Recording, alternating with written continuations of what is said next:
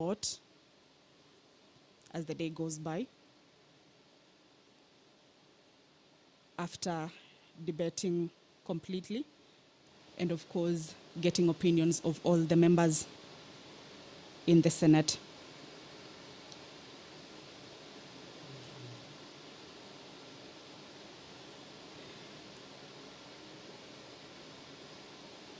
The bill on basic education, which is expected to be read for the first time in the Senate chambers, is a bill that seeks to amend the Basic Education Act to ensure that school-going children in Kenya,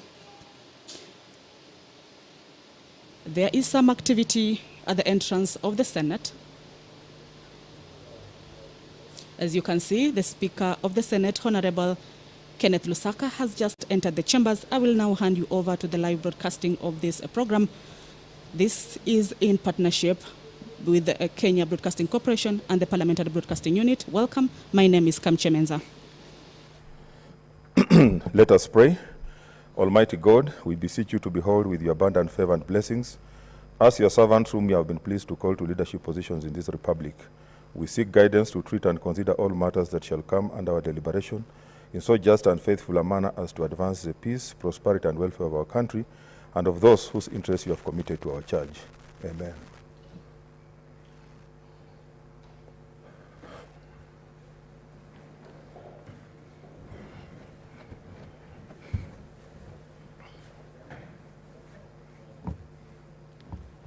Morning.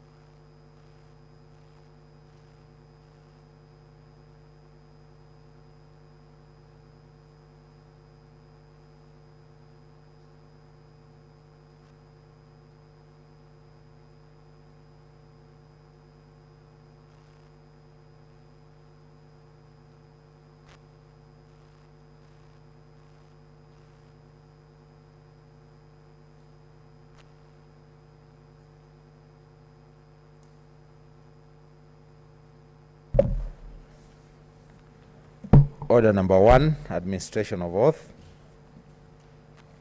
Order number 2, communication from the chair. Honorable Senators, it is my pleasure and privilege to welcome you from a very busy recess period. We commence part 3 of the 5th session of the Senate, which looking at the order paper will be equally busy. In accordance with the standing orders of the Senate, this part begins today and will run until 5th June 2021. On Wednesday, 5th May 2021, the Parliament of Kenya had the honor to host Her Excellency Honorable Samia Suluhu Hassan, President of the United Republic of Tanzania. In her speech, Her Excellency emphasized the fundamental principles of strengthening relations between Kenya and Tanzania based on cooperation, development, and unity of purpose. Pursuant to Standing Order number 26.3, read together with Standing Order number 24.6, the Senate Majority Leader will shortly lay on the table of the Senate Her Excellency's address to the two houses of Parliament and give a notice of motion for the Senate to debate the address and express its thanks. Today we resume debate on the Constitution of Kenya Amendment Bill 2020, which is currently at the second reading stage. Contributions in debate will continue to be guided by Standing Order number 1064, where each senator shall have a maximum of 20 minutes when speaking, and part 17 of the Standing Orders which respect to rules of debate shall apply. After conclusion of debate at the second reading stage and a division has been taken, I'll issue a ruling from the chair before proceeding to the next stage, which is the Committee of the Whole stage, to guide the Senate on the question of amendments to the bill. We have outstanding business across the spectrum of legislative business, bills, motions, petitions, and statements before the Senate. There are 12 bills scheduled for first reading, 12 bills at the second reading stage, and 1 bill due for the committee of the whole stage. There are further 21 bills which are undergoing the resolution process pursuant to Article 110(3) of the Constitution. In this respect, I urge relevant standing committees to table reports on the bills to facilitate speedy processing, especially considering that quite a number of the bills have been republished in line with the judgment of the High Court in Constitutional Petition number 284 of 2019. There are 51 petitions which are yet to be reported on by respective standing committees that require immediate action, while statements referred to respective committees also require to be addressed pursuant to the standing orders.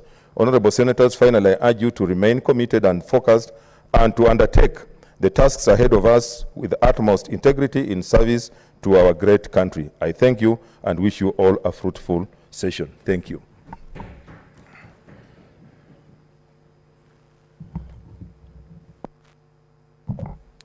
Order number 3, messages.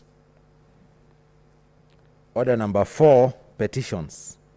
I will defer petitions to our next sitting. Next order. Order number 5, papers.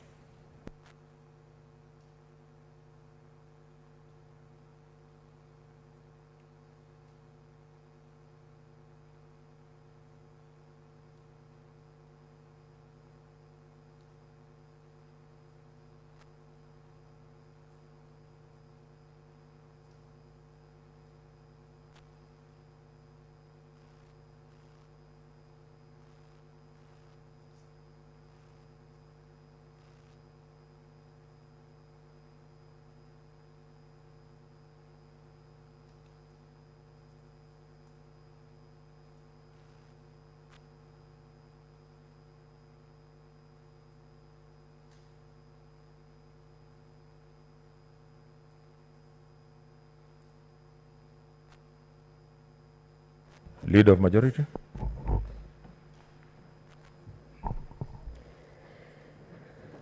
Thank you, Mr. Speaker. Mr. Speaker, sir, I beg to lay the following papers on the table of the Senate today, Tuesday, 11th May 2021. Hotuba ya Mheshimiwa Samia Suluhu Hassan, Rais wa Jamhuri ya Muungano wa Tanzania, akihutubia kikao cha pamoja cha Bunge la Seneti na Bunge la Taifa la Jamhuri ya Kenya, Nairobi, tarehe 5 May 2021. Number 2, response of the Committee on Agriculture, Tourism and Natural Resources of the East Africa Legislative Assembly on the budgetary enhancement in the agriculture sector. Number 3, report of the Committee on Regional Affairs and Conflict Resolution of the East Africa Legislative Assembly on the progress made by the East African Community on the development of its common foreign and security policies. Number 4, budget of the East African Community for the financial year 2021. 5, the East African Community Supplementary Appropriation Number 2 Bill 2020. 6, the East African Community Appropriation Bill 2020.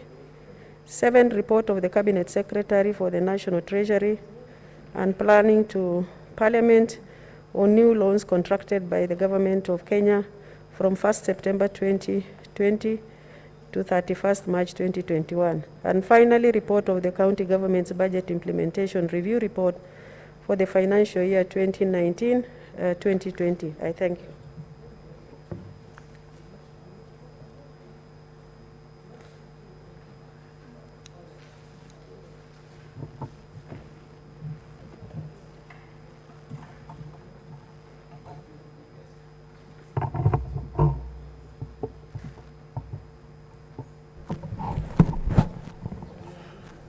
Order, Senators.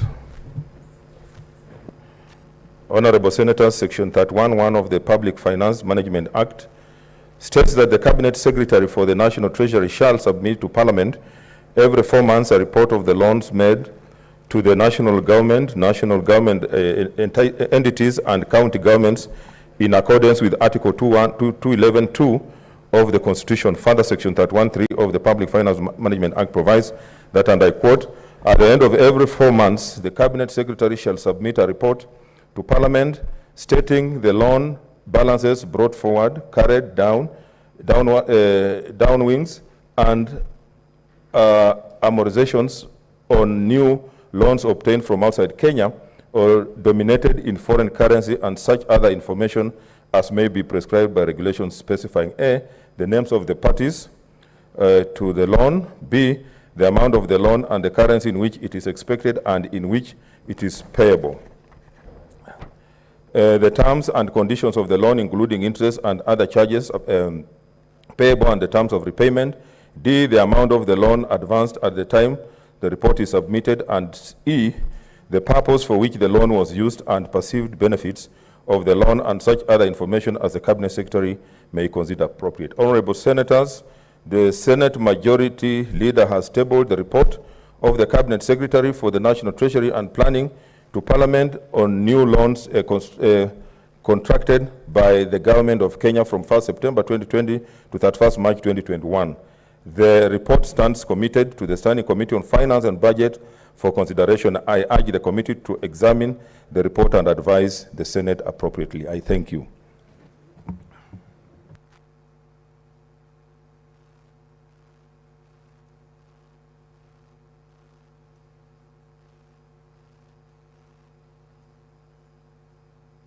Okay, another paper to be laid. Senator Cheruiyot. Mr. Speaker, sir, I beg to lay the following papers on the table of the Senate today, Tuesday, the 11th of May, 2021. This is a report of the Standing Committee on Finance and Budget on the Salaries and Remunerations Commission Amendment Bill, Senate Bill number 31 of 2020. Mr. Speaker, I beg to lay.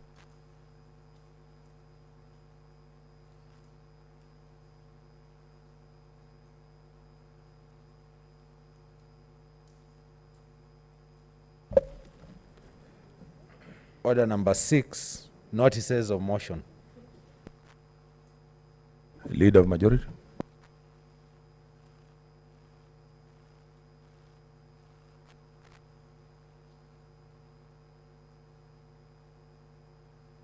Yes, what's your point of order, Senator Cherargei?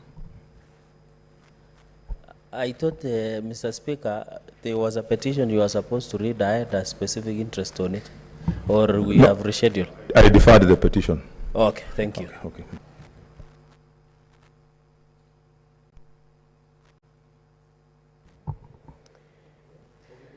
Mr. Speaker, I wish to give notice of the following motion. Debate on the address to Parliament by Her Excellency Samia Suluhu Hassan, President of the United Republic of Tanzania, that pursuant to Standing Order 24.6, the thanks of the Senate be recorded for the address to Parliament by Her Excellency Samia Suluhu Hassan, President of the United Republic of Tanzania, delivered on Wednesday, 5th May 2021.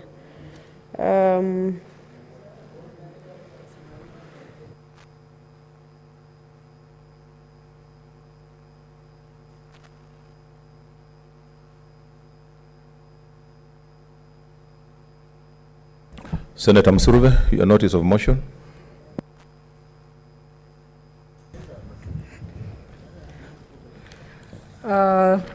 Thank you, Honorable Speaker. I seek to give notice of a motion on provision of colostomy bags to colon cancer patients and survivors in county hospitals. That aware that the colon is part of the digestive system with a major role in the absorption of water, minerals, and elimination of waste. Further aware that colon cancer, which is on the rise, causes serious blockage of the colon that may necessitate removal of parts of the colon, the entire colon, or the rectum.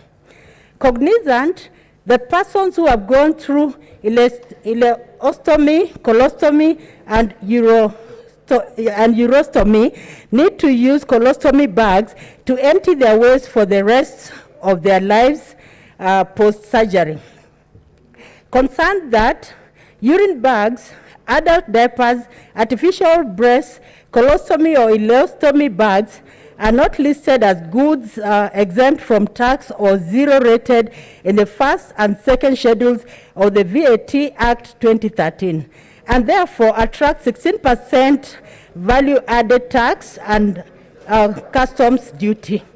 Acknowledging that Article 43(1) of the Constitution of Kenya states that everyone has a right to the highest attainable standards of health, and health is a devolved function and therefore under the mandate of the county governments. Now, therefore, the Senate calls upon the Ministry of Health in partnership with the Council of Governors to 1. Create and maintain a register of all the colon cancer patients and survivors in county hospitals, including the biodata of the histology of the patients. 2. Provision of colostomy bags for those who are permanent users. 3.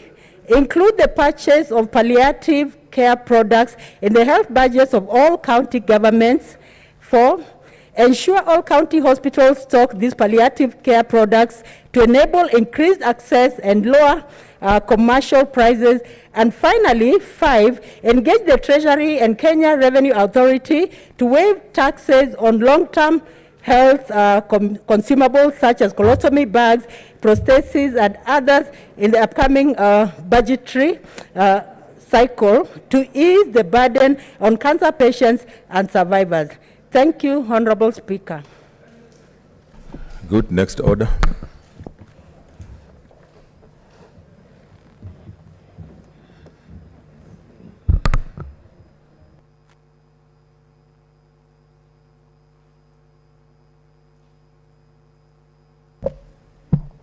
Order number 7, statements. I defer all the statements to next Tuesday. Next order.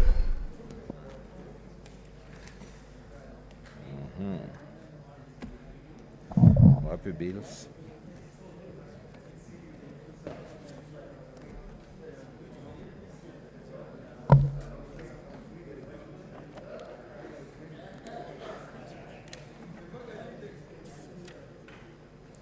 Order number 8, the coffee bill, Senate Bills number 22 of 2020, first reading. A bill for an act of parliament to provide for the regulation, development and promotion of the coffee industry and for connected purposes.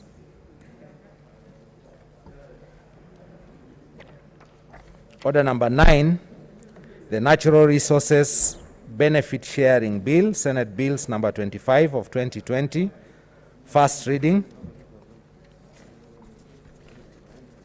A bill for an act of parliament to establish a system of benefit sharing in natural resource exploitation between resource exploiters, the national government, county governments, and local communities, and for connected purposes.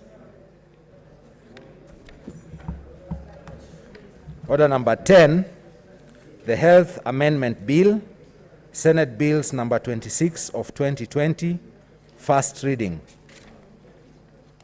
A bill for an act of parliament to amend the Health Act to enhance the functions of the Kenya Health Human Resource Advisory Council and for connected purposes.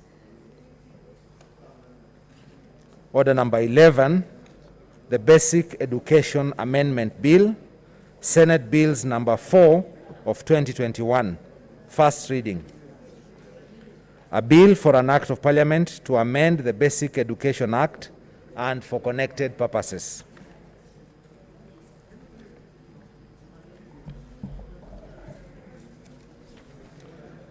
Order number 12, the Kenya Sign Language Bill, Senate Bills number 5 of 2021, first reading.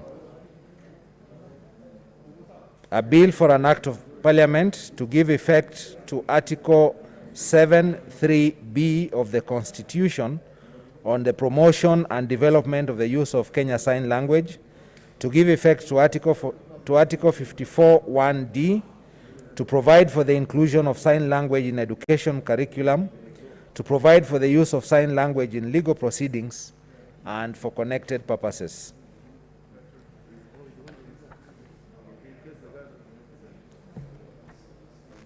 Order number 13, the County Vocational Education and Training Bill, Senate Bills number 6 of 2021, first reading.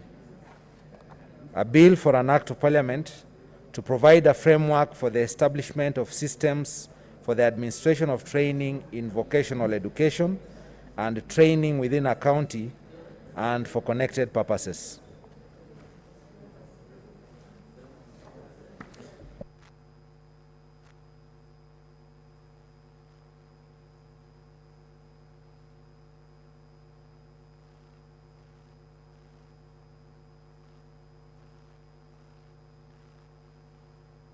Next order.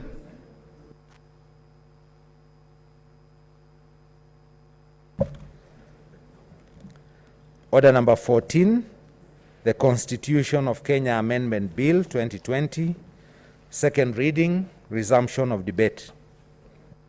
Senator Dulo.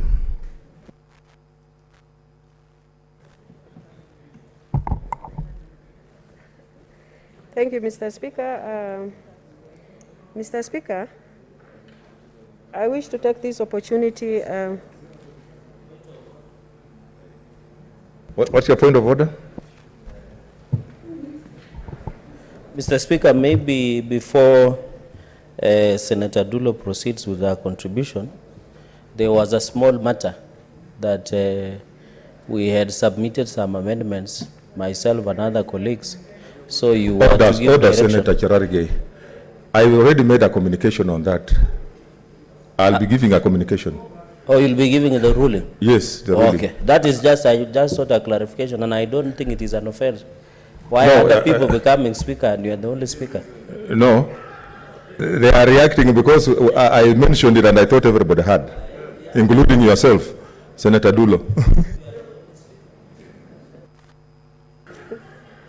Thank you, Mr. Speaker. Mr. Speaker, I wish to contribute to this amendment bill, and from onset, personally, as a representative of Isiolo County, I am supporting the bill. And Mr. Speaker, my reason of supporting bill is that actually this is a historic moment in our country, Mr. Speaker. And for me, it is normally very important to be on the positive side of the history making than to be on the negative side. Mr. Speaker, I have participated a lot, actually, before various stakeholders, as far as this bill is concerned, when the report of BBI was released. As PPG of Parliament, we had several sessions with the Secretariat of BBI. We managed to present our issues as the counties that are affected by the outcome of this particular bill. Mr. Speaker, we have raised several concerns as far as the bill is concerned, and we managed to achieve some of it, Mr. Speaker. And I wish to state one of the issues that we raised as the counties that are going to be affected, especially on the revenue allocation, Mr. Speaker, the issue of increasing the number of years, especially for the equalization fund, from 10 years to 20 years, which we managed to achieve. Mr. Speaker, we also managed, because there was a proposal to scrap some of the constituencies within our counties, and we managed to save some of the counties, although I know, looking at the record of the census, some people say Isiolo County is one of the counties, Isiolo South is one of the counties, constituencies that were saved. But as far as 2019 census is concerned, Mr. Speaker, Isiolo County has a population of 98,000 people, which clearly means we have not been saved. But there are several counties, even from the ones that benefited from the constituencies, that have been saved as a result of our engagement. And I think that is something worth to note. Again, I sat in the joint committee of both houses. Mr. Speaker, we looked at this bill and there were a lot of issues, especially on the errors that we found out concerning the bill. But we had engaged consultants, and I'm sure the previous speakers have mentioned about this.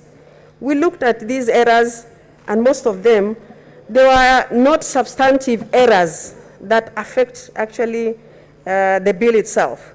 And we agreed as a committee that instead of introducing an amendment, because this is not our bill, it's a popular initiative bill, we should not carry out an amendment, and that is what we agreed as a committee.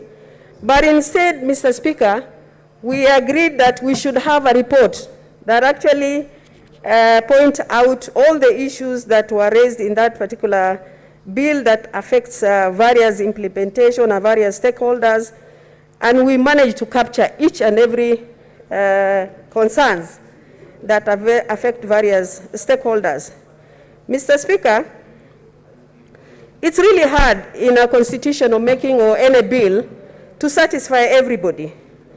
Equally, 2010 Constitution, it has its own challenges, Mr. Speaker, because we didn't actually capture all the issues, and that is why we are having this particular amendment, Mr. Speaker. And I think it's important that we manage to capture the most important concerns and the things that are really affecting certain stakeholders. We should be able to make recommendation and make sure that they have been implemented. If not now, maybe in future, Mr. Speaker, sir. Mr. Speaker, actually one of the errors in the bill is the change of cabinet secretary to cabinet minister, which was actually appearing in the whole constitution. And it was hard to amend that particular word, because if it means we amend the bill, the bigger part of the constitution still will have cabinet secretary. So we thought it's not good for us to amend, but we should be able to make recommendation. Mr. Speaker, one of the good things that I really feel that we achieved as a House is the revenue increase to 35%. I know this is a matter that this Senate had been fighting for a very long time. Although severally, from the last Senate to current Senate, we had been shortchanged by the governors, Mr. Speaker. Mr. Speaker, this is important, though I know there is a challenge of implementation because of the current situation we have in the world and also in the country. Increasing revenue from 15 to 35 is an improvement. It's also something that Senate was fighting for a very long time. It's an achievement for us.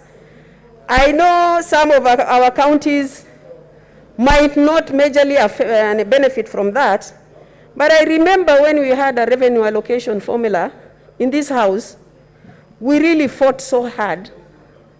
And I thank the members who supported us, especially Nairobi, Kakamega, and the rest. When some of us were losing, those counties supported us. And I'm really proud that a county like Isiolo, we managed to receive an increase of 560 million, which is an achievement. I know that the increase of the revenue to 35% for us might not be that high, but currently we are not losing any revenue, Mr. Speaker. Mr. Speaker, Article 203, which I have an issue with, and which we presented as PPG and the rest of the counties that are affected, especially the 7 counties. Mr. Speaker, this is a formula that was introduced in support of the ideologies that were raised here, 1 man, 1 shilling, which I think implementation of the same might be impractical. But I think this formula, if it is actually implemented, it's going to affect certain counties. But the joint committee made a recommendation And I think even when we made, when we passed the revenue allocation formula, there was a principle this House developed that no county should lose revenue allocation. And I think that is principle I believe this House should hold once this bill is changed. And the committee also made a recommendation, if any county will be affected, Mr. Speaker, the government should cushion those counties that will be affected as a result of that particular provision. And Mr. Speaker, if that happens and some counties end up losing revenue allocation, Mr. Speaker, devolution will be affected in most of our counties. Mr. Speaker, in the last formula, I remember the issue of the land mass was not looked at properly. Because if you will only focus on population and leave out land, because some of us, we have vast land where you travel over 300 kilometers to get service delivery. It affects also budgetary allocation, and that should have been considered. But unfortunately, in the last revenue allocation, that has not been considered, and it's something that we need to look at it in future. Mr. Speaker, even in the formula, population census, some counties like Isiolo County, we have a lot of issues, especially matters affecting boundary disputes. Mr. Speaker, over the years, we've been fighting with our neighbors just because of interference with the boundaries. And that affected census in 2019, because some counties were some individuals were counted to the neighboring counties or in the areas that we had contestation, and we lost a lot. This is a matter that we have really presented to the government to try and solve boundary dispute issues that is affecting also our population. I remember Senator Mutula Kilonzo coming up with a bill to look at the boundary issues, but unfortunately some interested parties made sure that bill doesn't go through. And I'm still appealing that development and also so many other factors will be affected if boundary issues are not resolved in this country, Mr. Speaker. So I think that is something we'll continue fighting on to make sure that there is sanity is brought back to our counties.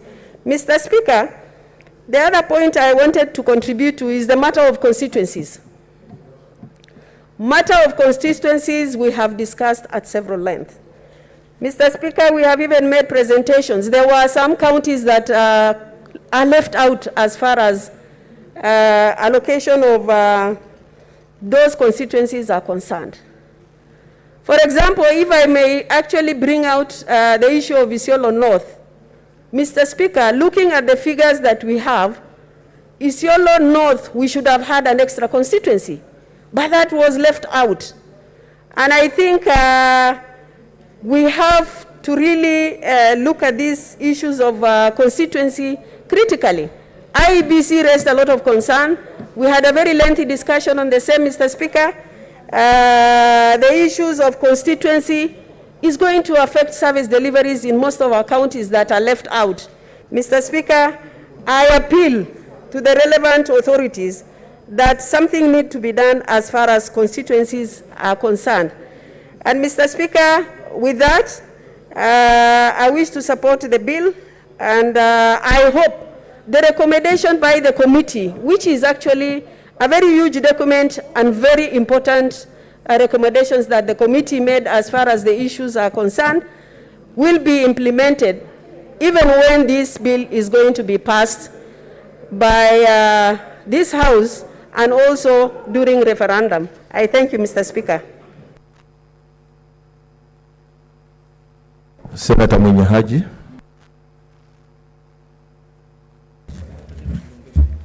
Asante Mheshimiwa Spika kwa kunipa fursa hii kuchangia mswada wa marekebisho ya katiba ambao umeletwa katika bunge la Senate. Kwanza Mheshimiwa Spika, ningependa kuwapongeza waasisi wa mswada huu kwa kutupa fursa ya kuweza kurekebisha katiba yetu wakati ambapo tuna amani wala hatuna msukosuko wowote katika jamhuri yetu ya Kenya. Mheshimiwa Spika, katiba yetu katika kifungu cha kwanza inasema kwamba uwezo umepewa wananchi ambao watakana utekelezwe kulingana na katiba.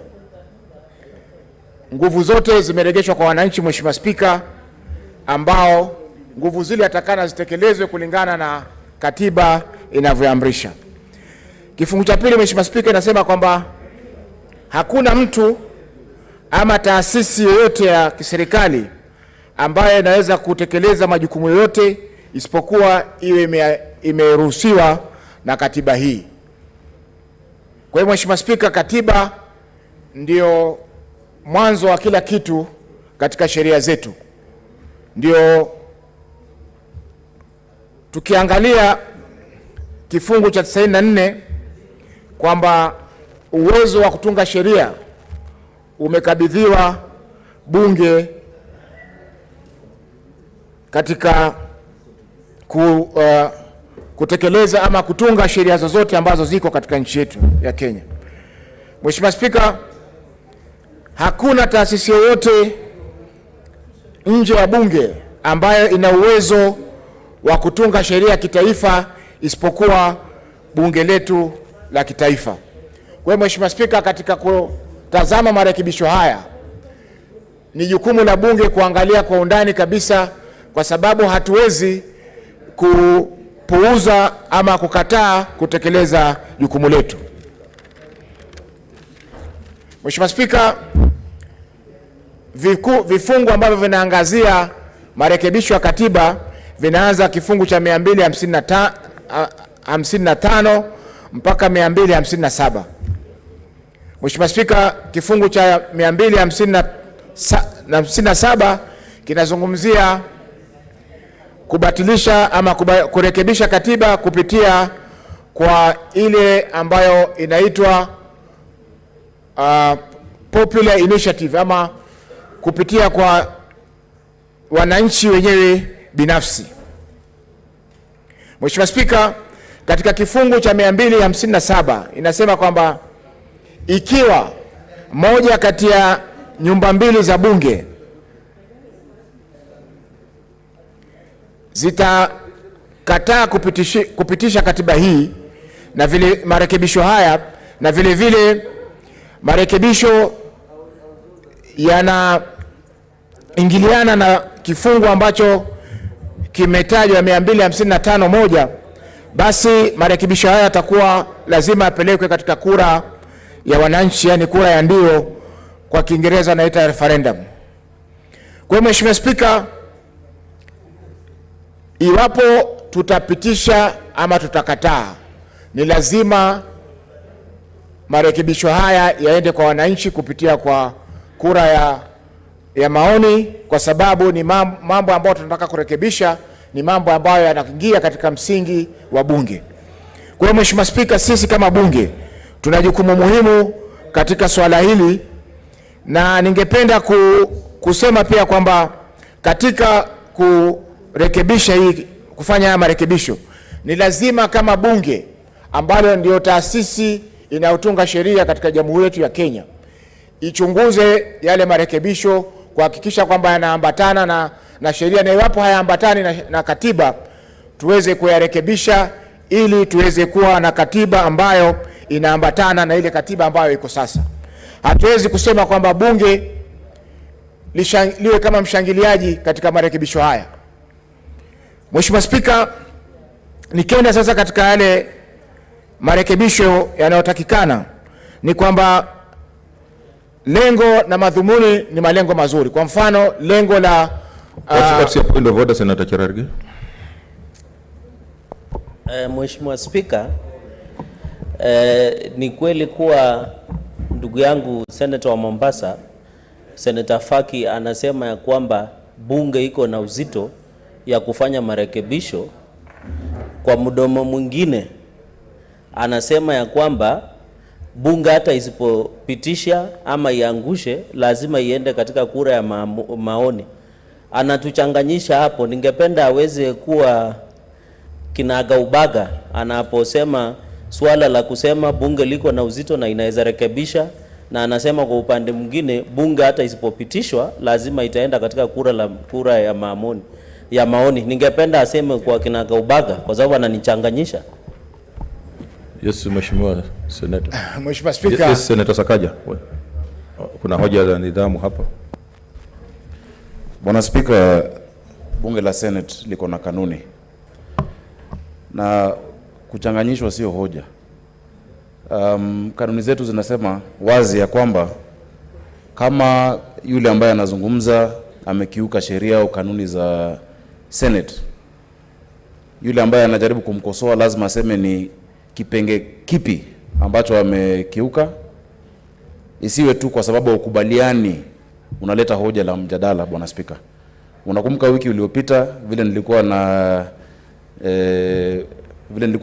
natoa hoja zangu, karibu dakika 20 zilichukuliwa na watu ambao hawakubaliani. Si ati kulikuwa na jambo ambapo nilikuwa nimekiuka kanuni, lakini kwa sababu walikuwa hawakubaliani na mjadala, na hilo ni hoja la mjadala. So Bwana Speaker, tafadhali ningeomba kwamba ili Mheshimiwa Faki ama yule mwingine ambaye atakuwa anachangia endelee kwa mswada huu, instead of badala ya kusimama kutoa hoja ya mjadala kwa sababu kubaliana naye, wacha maliza alafu utapata nafasi ulete mjadala wako. Lakini hii kila saa kusimama kusema hoja lakini kwa sababu wakubaliana na hiyo point au hiyo swala au hoja ambalo mwenzako ametoa, Bwana Speaker, inaenda kinyume na sheria zetu kama Senate. Bwana Speaker.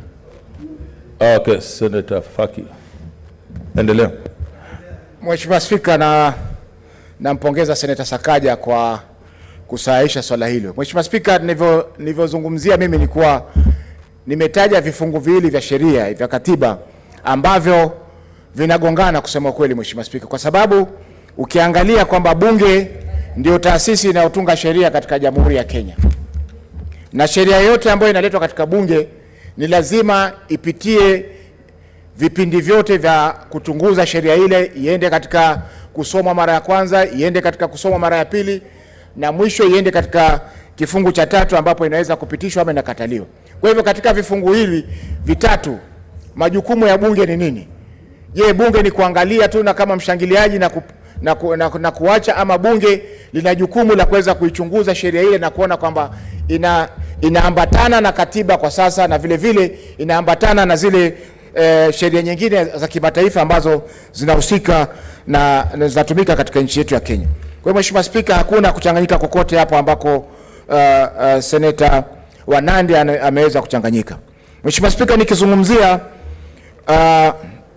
vile vipengele tofauti, nimesema kwamba malengo ni mazuri, lakini je, tutaweza kurekebisha, tuweza kutekeleza malengo yale ambayo yametangazwa kwamba tunataka kujumuisha kila mtu katika nchi yetu ya Kenya. Lakini tukiangalia kwa sasa ambapo pia sheria ziko, bado hatujakuwa na ujumuishaji wa kila kabila ama kila taifa katika nchi yetu ya Kenya.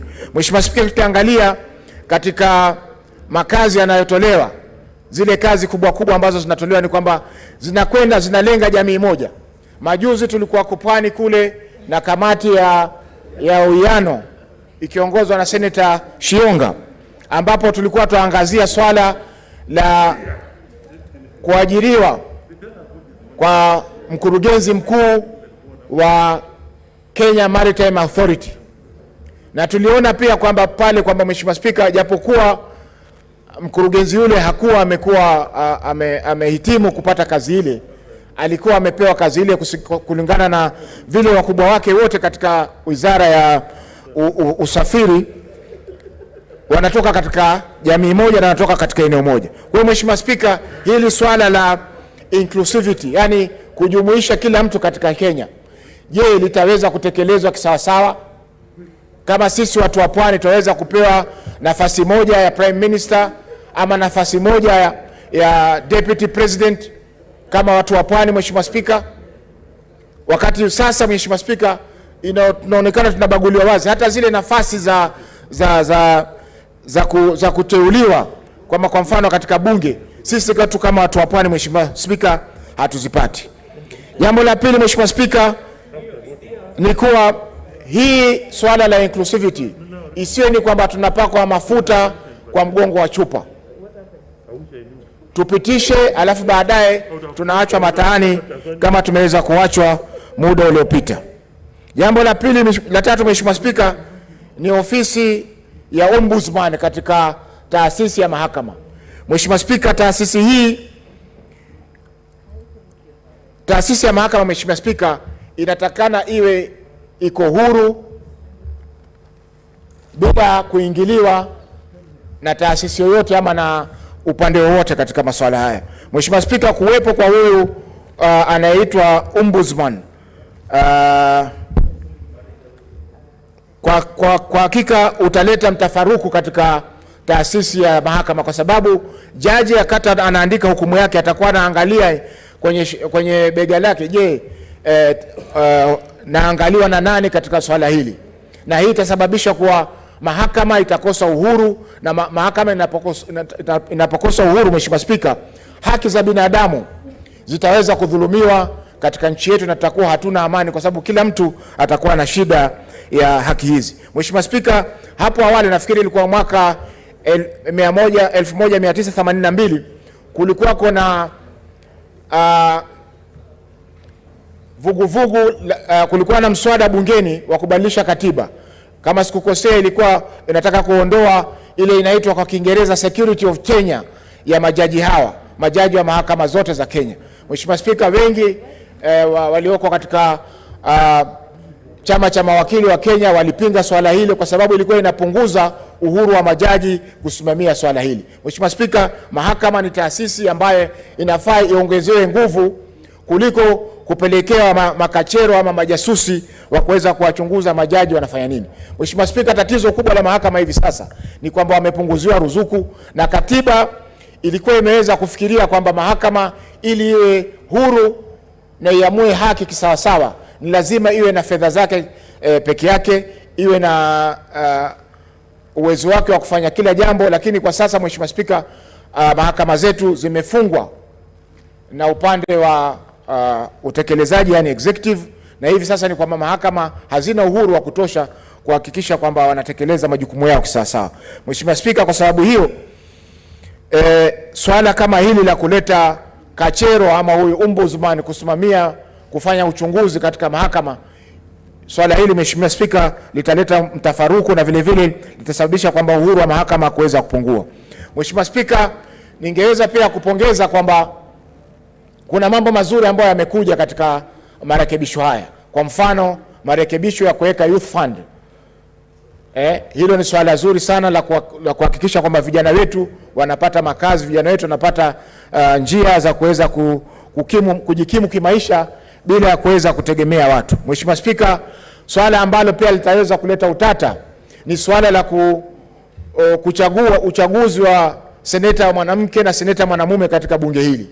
Mheshimiwa Spika, sisemi kuwa kina dada zetu maseneta ama wabunge wanawake hawana jukumu la kutekeleza, lakini Mheshimiwa Spika, wale wabunge wanawake ambao wanahudumu katika bunge la kitaifa hivi sasa wanafanya kazi kubwa kule kuliko hapa kuja kuweza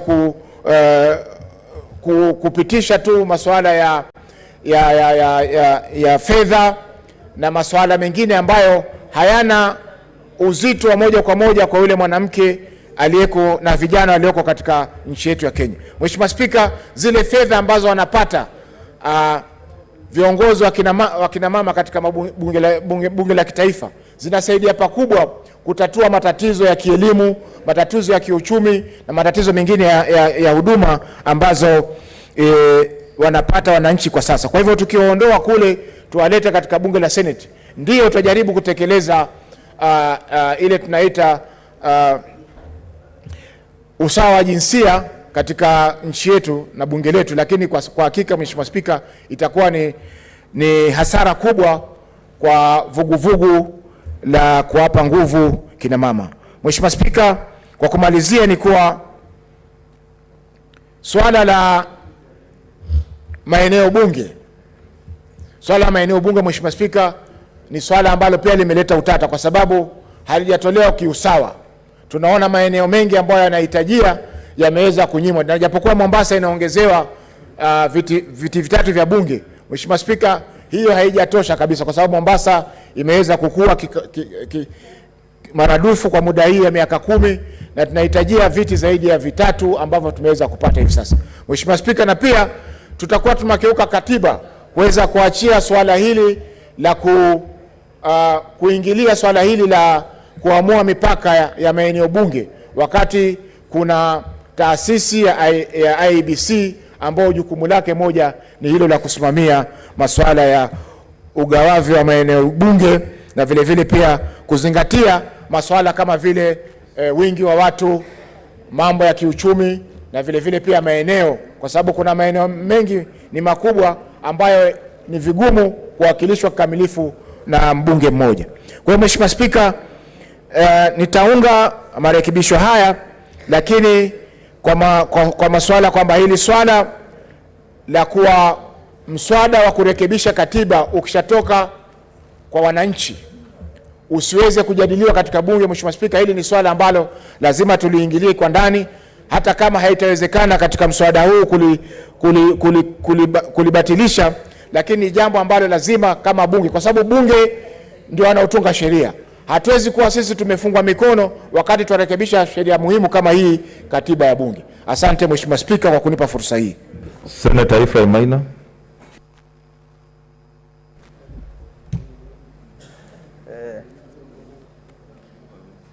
Thank you, Mr. Speaker, for giving me this opportunity to contribute to this important historic bill in our country. Mr. Speaker, the constitution making is about the most important thing in any country. And Mr. Speaker, we made the 2010 constituencies, and I, for one, had issues that I felt were never covered. And the issues, one issue I can name outright is the issue of constituencies, Mr. Speaker. Therefore, this bill is intending to actually try to mitigate some of the things that were not right. And even now, there are things that will not be right after this bill, which we expect will be handled later.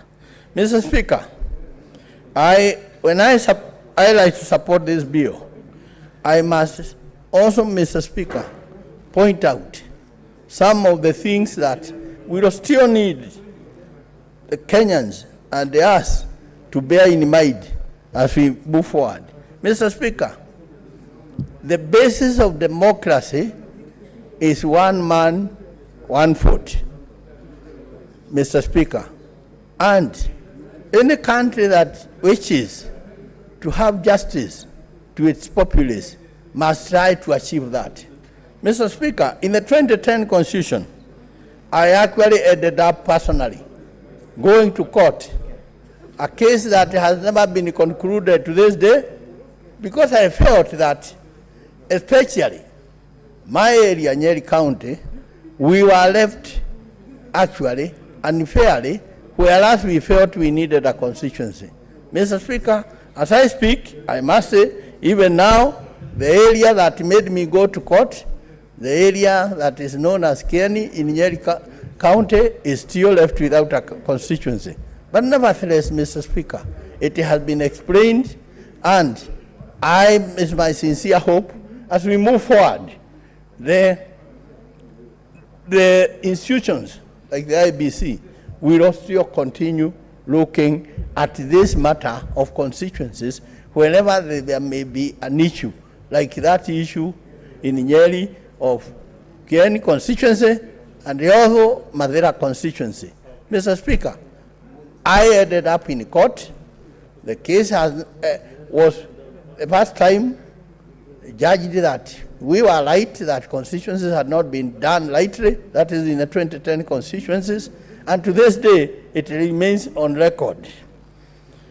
Mr. Speaker, then we come to the issue of devolution. Mr. Speaker, devolution is a good idea. And I must tell Kenyans, devolution is not a new idea in this country. It was there in the earlier days. Mr. Speaker, I remember when I was in primary school.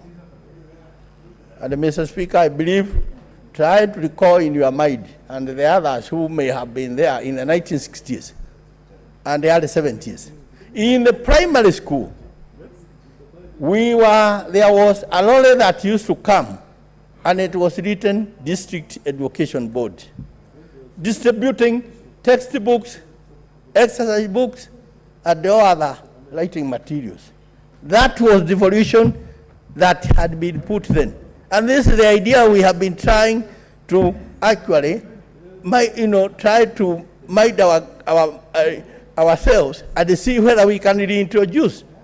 And Mr. Speaker, at the same time then, the then district commissioner, who was in charge of a county, of the present day counties, had various departments, agriculture, health,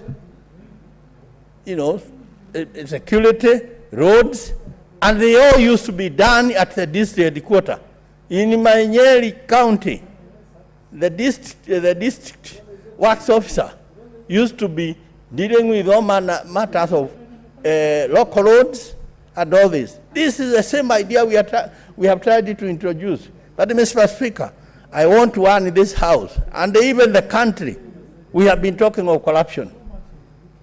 I want to say today, I personally, and from all the records, from all the reporting that has been done, 80% of the resources that goes to the counties does not end up being used efficiently and for the purpose it is intended.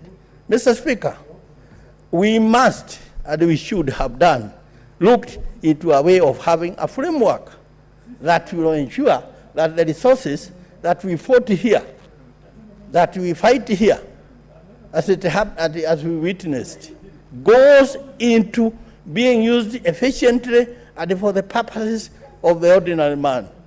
But Mr. Speaker, we have been witnessing in this country. If you go anywhere, the issue is construction. And I'll tell you, construction of houses, construction of mortuaries, construction of feeder roads, some going into nowhere, construction of all manner of things, from fences, construction of even putting flower beds all over to beautify various offices in the counties. Mr. Speaker, all this is happening when you go in the next dispensary and there is no medicine. Mr. Speaker, all this is happening when the children do not have basic things, some of them are not in school because of school fees, Mr. Speaker. Therefore, we need a framework. And let me say here, personally I have felt very uneasy voting big money, which we have no control, and somehow this House has felt quite comfortable just leaving things as they are, even during constitutional making when we had various disciples to go and talk on our behalf to make Senate a house that is empowered to do its work. Mr. Speaker, it is not the amount of money that will remove poverty in our country. It is the management, it is the commitment, it is the conscious commitment to the welfare of man that will actually get off the poverty in this country and the suffering of the common people, Mr. Speaker. Therefore, I want to say, even after passing this bill, there is need to look if Senate truly is here for devolution. You are not here just to vote money, to go, to be wasted, to be stolen, and all those kind of things, Mr. Speaker, for going to trips abroad. This House should have a system linked to the Attorney General where we can be making sure that any cent voted here goes into the right use, Mr. Speaker. Mr. Speaker, we as a country, we must also try to create unity in this country. I listened the other day where I also interjected. People rising here, Mr. Speaker, and saying, we have been discriminated, or we have been suffering because, I don't know, so much money went to Mount Kenya region and all this. Mr. Speaker, I want to stand here and say, we must, when we stand here, speak the truth. We must stand here and be wary of what we state. Mr. Speaker, let me say this for the record. Central Kenya has suffered, Mount Kenya has suffered from colonial days. There is no kind of favoritism that is talked about. They have suffered during the struggle for the independence of this country. Mr. Speaker, the people today in the Mount Kenya region are some of them today living in very serious economic difficulties because their coffee, their tea, their milk, and all other products today are bringing pottery nothing. Coffee today has been reduced to 15% of what it used to be. Therefore, Mr. Speaker, I want to appeal to this House that when we speak for our people, but Mr. Speaker, we should not be entertaining this kind of thoughts and this kind of words that actually tend to bring the same kind of feelings we found, which boiled over in the year 2007 and actually brought to what we witnessed, Mr. Speaker. But I want to go on record that Mount Kenya has not actually enjoyed any favoritism at all. If anything, Mount Kenya has been contributing through their GDP into the development of this country. They have been contributing into the services that even others enjoy, and we are proud to. But we don't expect leaders should be stand here and try to create that misconception, Mr. Speaker. Mr. Speaker, going back to the issue of the devolution, I want to say I'm not convinced, and I want to go on record that the way we have approached devolution, it will succeed. Mr. Speaker, succeeding is not going in a county and seeing a big building, lieutenant governor's office or the county government office. It is not going and seeing a 4-story house with flowers all over at the lights at night, lighting the flowers. That is not the devolution that we envisaged, that Wajiko envisaged. Devolution, Mr. Speaker, is when we will happily carry this country with us and actually make sure that the resources go for the people. Today, the counties have been given about 3.6 trillion shillings since its inception. That kind of money should have actually by now have created good services for the people. And to my mind, things to do with health, things to do with education, things to do with the survival of the people, like the small traders, things to do with agriculture, improvement of agriculture. Mr. Speaker, I feel dismayed when I see some counties. People are dying of hunger, and yet they are getting quite substantial amount of money. Why can't somebody spend 300, 500 million to feed the people in that emergency? Mr. Speaker, it beats any reasoning. But once again, I want to caution this country, unless we can seal the loopholes of corruption, we can seal the loopholes of all the things, Mr. Speaker, and Kenya will be Kenya, when you see a couple of ministers, a couple of governors, a couple of senators, a couple of members of parliament, a couple of these big whims in actually behind the bars in a committee, serving for squandering public resources.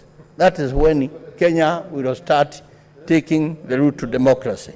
Mr. Speaker, I must go to the bureau and say it is a step in the right direction. It will not be the end of the journey.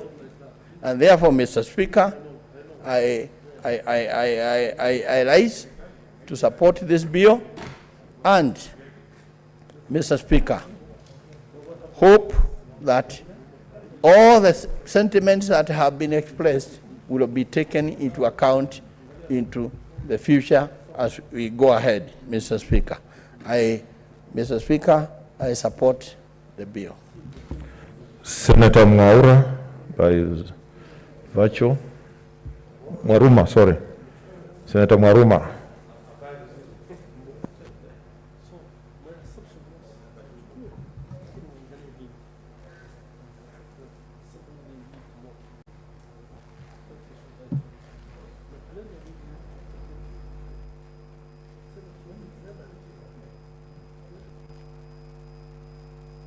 We can't hear you. Unmute. Mheshimiwa Spika, unanipata sasa? Sasa tutakupata. Haya, asante Mheshimiwa Spika kwa kunipa hii fursa ili kuchangia huu mswada wa mageuzi ya katiba.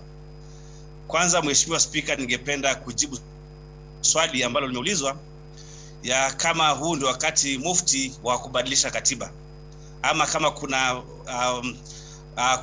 kuna uzuri wowote wa kubadilisha katiba huu wakati.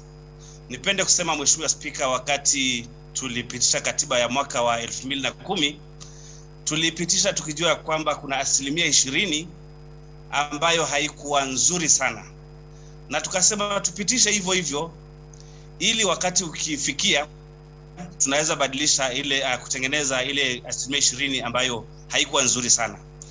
Mheshimiwa Spika, katika kuchangia huu mswada, upenda sana nianze na mambo ambayo ni chanya ama positive aspects, ndio nije yale ambayo ni hasi. Lakini kwa leo nitaanza mambo ambayo ni hasi yaliyo katika huu mswada, alafu nije ambayo ni chanya, kwa sababu unaweza ishiwa na muda bila kuongea mambo ambayo si mazuri sana katika huu mswada. Mheshimiwa Spika, kwa mwananchi wangu wa Taita na Taveta, alitoa mawazo yake mengi sana ya kuchangia huu mswada ambayo mengi hayajazingatiwa ama hayajaangaziwa katika huu mswada. La kwanza Mheshimiwa Spika ni kwamba 62% ya gatuzi la Taita Taveta iko chini ya mbuga za wanyama.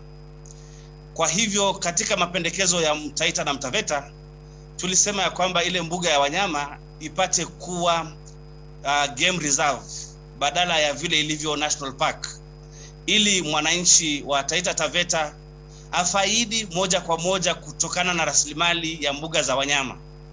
Hilo halijaangaziwa ama halijawekwa katika huu mswada, na kwa hivyo mwananchi naye mwakilisha wa Taita Taveta hana furaha.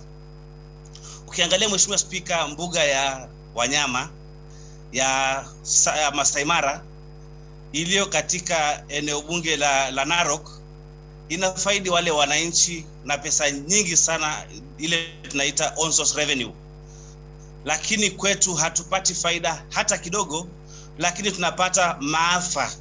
Kama tunavyoongea saizi kule katika eneo bunge la Voi, maeneo ya Buhuta, wanazika mtu leo kwa sababu aliuawa juzi na ndovu aliyemfuata mpaka shambani kwake, na mimea inaliwa na wanyama. Lakini kupata fidia yenyewe imekuwa ni ngumu, na kupata pesa za kutumia kuweka nyaya za stima ama fence, electric fence, imekuwa pia ni shida. Lakini ingekuwa ni game reserve, tungeweza kujitengenezea nyaya za stima ili kuzuia wanyama wasiue binadamu na pia wasiharibu mimea na kuua wanyama wetu. na pia swala la pili ni swala la kufaidi kutokana na madini. Taita Taveta kuna madini mengi sana, lakini ilivyo sasa watu wanaovuna ni watu wa nje, na hata kupata zile royalties ambazo zimeangaziwa katika vipengee vya Mining Act, hatupati hizo royalties. National government imeshikilia hiyo pesa ambayo inayolipwa na hawataki kupatia Wataita na Wataveta pesa zao. Kwa hivyo haya masuala mawili tulisema ni vizuri yaangaziwe katika BBI, kwa sababu BBI ilikuwa ni kujibu maswali ya kwa nini mwananchi wa Kenya hana furaha. Mwananchi wa Taita hana furaha kwa sababu ana rasilimali nyingi, lakini yeye ndio maskini zaidi katika nchi ya Kenya. La haula, ningependa kusema ya kwamba kuna masuala fulani ambayo yaliangaziwa katika mswada wa BBI ambayo yatafanya labda to support hii mswada. Katika kutengeneza katiba huwezi pata yote right, ama huwezi pata yote vile unavyotaka. Kuna mengine utapata mazuri na mengine ambayo hayakufurahishi. Mheshimiwa Spika, yanayotufurahisha katika huu mswada wa BBI, la kwanza ni maeneo bunge. Gatuzi la Taita Taveta liko na registered voters around 1200 na maeneo bunge ni 4.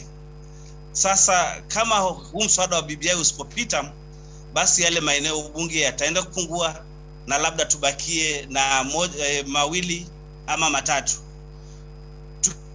Tukipoteza gatuzi eneo bunge moja, Mheshimiwa Spika, ni kwamba tunapoteza kama 140 million ama milioni 140. Tukipoteza mawili tunapoteza milioni 280, 280 million.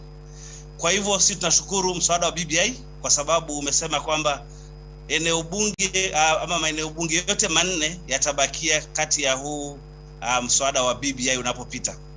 La pili, Mheshimiwa Spika, ni kutia nguvu ugatuzi ama strengthening ya devolution kupitia kuleta rasilimali nyingi zaidi katika magatuzi.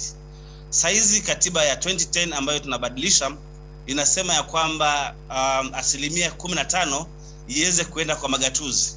Hiyo ndio pesa ya chini zaidi. Lakini huu mswada wa BBI unasema ya kwamba pesa itaenda kuongezeka mpaka 35%. Wale wanaopinga BBI, Mheshimiwa Spika, wanasema ya kwamba kama imekuwa ngumu kuleta 15% katika magatuzi, je, hii 35% itatoka wapi?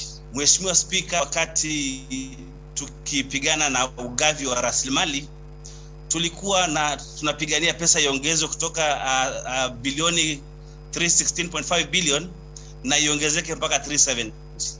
Iliweza kuongezeka na pesa zingine zilitoka kwa zile zinaitwa grants zikafanywa kuwa shareable revenue. Saizi kuna pesa nyingi ambayo inabakia katika serikali kuu, Mheshimiwa Spika, ambayo kama ingeweza kuletwa kwa magatuzi tunaweza fikia hii 35%. Kwa mfano, kuna pesa ya kera, kuna pesa ya kura, na hizi barabara zinazotengenezwa na kura na kera zote zinatengenezwa katika counties. Kwa hivyo hiyo ni pesa mingi sana inaweza kuletwa katika magatuzi ili kuchangia mchango wa pesa ziongezeke mpaka 35%, Mheshimiwa Spika. La pili ni kwamba kuna pesa wizara ya afya, wizara ya kilimo, wizara ya michezo. Kwa mfano saizi sielewi ni kwa nini wizara ya michezo ibakishwe pesa nyingi mpaka ianze kupatia counties grants za kujenga viwanja. Kwa nini hiyo pesa isipelekwe kwa magatuzi ili ifanywe budget moja kwa moja, Mheshimiwa Spika, na viwanja vijengwe? Kwa nini wizara ya kilimo ambayo kilimo kinde kwa magatuzi ili budget ifanywe pale pale kwa magatuzi na kilimo kiendelee? Kwa hivyo Mheshimiwa Spika, swala la ugatuzi ni swala kwetu nzito sana kama mwakilishi wa Taita Taveta, manake yale maendeleo tunayofaidi, Mheshimiwa Spika, ni maendeleo kutokana na ugatuzi. Kwa sababu ya idadi yetu ambayo iko ndogo, wanasiasa wengi huuliza, kwani nyinyi wa Taita na Wataveta tunawaletea maendeleo kutoka serikali kuu, mnaleta kura ngapi kwa meza? Kusema ukweli, Mheshimiwa Spika, kura zetu huwa ni kidogo sana. Kwa hivyo ile kitu ambayo ni baraka kwetu ni ugatuzi.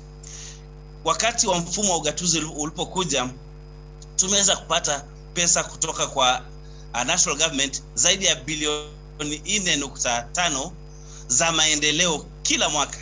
Kabla ya ugatuzi, Mheshimiwa Spika, tulikuwa hatupati hizi pesa, lakini wakati wa ugatuzi tumeanza kupata pesa nyingi za maendeleo. Na Mheshimiwa Spika, ukiangalia baada ya ugatuzi kuanza 2013, hakuna mradi uliofanywa katika gatuzi la Taita Taveta kutokana na pesa za serikali kuu ambao unazidi milioni 200.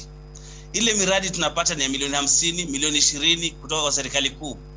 Lakini nashukuru kwa sababu huu mwaka tumepata grant kutoka kwa World Bank ambayo ni ya 900 million ya kutengeneza maji. Tunasema ni afadhali. Lakini ukiangalia kwa magatuzi mengine, kwa mfano kama niliuliza swali katika bunge yetu mwaka wa 2018 katika wizara ya maji, watu waambie ile miradi yote ambayo imefanywa Kenya nzima. Nilishangaa Mheshimiwa Spika, niliona Embu walipata mradi wa 2.5 billion kuanzia 2013 mpaka 2018. Murang'a ilipata mradi wa 6 billion, miradi ya 6 billion ya maji. Elgeyo Marakwet ilipata Aror na Kimwareri nyingine 25 billion, 63 billion. Ukiangalia Mwache Dam walipata Kwale Mwache Dam 10 billion. Ukiangalia kwa mfano Makueni walikuwa na Thwake Dam 35 billion, lakini Taita Taveta gatuzi letu halikupata miradi yoyote. Kwa hivyo sisi ugatuzi ndio tunaopigania, manake maendeleo yetu mengi yanatoka kutokana na ugatuzi. Mheshimiwa Spika, jambo lingine ambalo linafanya niunge mkono ugatuzi ni kuweka hizi pesa za CDF katika katiba. Vile Mheshimiwa Spika nimetangulia kusema ni kwamba tuko na maeneo bunge 4 ambayo kila eneo bunge linapata zaidi ya milioni 130. Sasa hii CDF ikiwekwa kikatiba ni kwamba haitawahi kupotea, na CDF ni pesa ya wananchi wetu ya kulipa fees, ni pesa ya wananchi wetu ya kutengeneza infrastructure ya mashule na kutengeneza maendeleo yanayohusiana na elimu na security. Wakati tunaposema kwamba CDF imewekwa kikatiba ni kwamba Taita Taveta hatutawahi kukosa hiyo pesa. Unajua kwamba Mheshimiwa Spika, kuna watu wamekuwa wakienda kotini wakitaka hii CDF iondolewe, na kwetu sisi ni mfumo wa ugatuzi ambao umeleta maendeleo mengi na infrastructure nzuri za barabara na maji kwa huo muda ambao ililetwa kuanzia 2003. Kwa hivyo sisi tunashangilia CDF, na vile CDF imeenda katika katiba, tumeshukuru sana. La 4 tena Mheshimiwa Spika ni kwamba kuna hii Ward Development Fund ama pesa ya kuendeleza ward. Hii pesa ni nzuri sana kwa sababu inahakikisha kwamba maendeleo yanaenda katika kila ward. Haitajalisha kama yule mwakilishi wa ward anaunga mkono gavana ama hamungi mkono gavana, maendeleo yataenda mpaka mashinani. Na nashukuru manake Mheshimiwa Irunga Ngata ambaye ni alileta mswada wa Ward Development Fund. Tayari ule mswada ndio haukupita, lakini afadhali tulipata hii katiba ambayo tayari iliweka Ward Development Fund. Na nasihi rafiki yangu senator wa Murang'a apate kuunga mkono huu mswada wa BBI, kwa sababu tayari yale masuala ambayo amekuwa akipigania yako ndani ya BBI kama Ward Development Fund. Lingine Mheshimiwa Spika ambao nimeona ni nzuri ni kwamba kuna hakikisho la kwamba katika bunge kutakuwa na gender equity. Mimi kama mwanaharakati wa gender ama wa mambo ya jinsia ninashukuru sana, manake kwa BBI ikishapita basi bunge zetu zote zitakuwa na usawa wa jinsia. Wakati unakumbuka Mheshimiwa Spika, mwaka uliopita mahakama ilisema ya kwamba bunge ilivunjiliwa mbali kwa sababu imeshindikana kufanya sheria ambayo itahakikisha kuna usawa wa jinsia katika bunge. Lakini ilikuwa hata tukivunja bunge bado watu ambao wanachagua ni wale wale wananchi wetu, hawachagui wakizingatia usawa. Kwa hivyo BBI inasema ya kwamba hatuwezi kuwa tunaendelea ama tuseme tunaendelea na tumeacha wananchi wengi ama nusu ya idadi ya wananchi nyuma, ambao ni wanawake, walemavu na vijana. Lingine Mheshimiwa Spika ambalo nafanya ni shukuru kwa huu mswada ama ni niunge mkono huu mswada ni mambo ya kuwa na mawaziri katika bunge. Mheshimiwa Spika, mara kwa mara tumeuliza maswali yanayohusiana na wananchi wetu yapate kujibiwa, lakini Mheshimiwa Spika, tumepata shida kupata mawaziri wengine hawataki kuja bunge kujibu maswali. Lakini tukiwa na waziri katika bunge ama waziri mkuu, itakuwa ni rahisi zaidi kupata majibu ya maswali ambayo tunauliza katika bunge. Yale maswala ambayo labda hayako vizuri katika Kenya yetu ama katika serikali yetu saizi ni kwamba ugatuzi ni kitu nzuri, lakini sasa kutoa pesa treasury kuzipeleka kwa magatuzi zifanye maendeleo ndio imekuwa kizungumkuti. Lakini mimi niko na imani kwamba tukiwa na uongozi mzuri ambao unaangalia mambo ya fedha, ambao unamaliza mambo ya ufisadi, basi tutakusanya pesa za kutosha, tutakusanya pesa kwa wakati unaofaa ili ziende kwa magatuzi zifanye maendeleo. Mheshimiwa Spika, kitu ambayo inaua maendeleo katika nchi yetu tukufu ya Kenya ni mambo ya ufisadi. Tunaambiwa leo ya kwamba bilioni 2 zinapotea kila siku. Tukifunga hiyo mfereji ya ufisadi, basi zile pesa za kwenda kufanya maendeleo mashinani zitapatikana na kwamba tutazidi kudumisha huu ugatuzi. Na saizi pia mambo yamekuwa magumu zaidi kwa sababu ya hili janga, Mheshimiwa Spika, la corona. KRA hawakusanyi ushuru inavyopaswa, lakini hili janga litaenda kuisha, halitatoka nalo milele. Na kuna watu, Mheshimiwa Spika, wanaouliza hivi sahihi ni wakati unaofaa wa kubadilisha katiba tukiwa na janga la corona? Lakini huu mchakato ulianza wa kubadilisha katiba ulianza hata kabla hili janga kuja. Na je, tukisema kwamba hatutabadilisha katiba saizi na yale mazuri yote yaliyoko katika hii katiba, kwani tuna contract gani na hili janga? Litaisha lini? Hatujui janga la corona litaisha lini.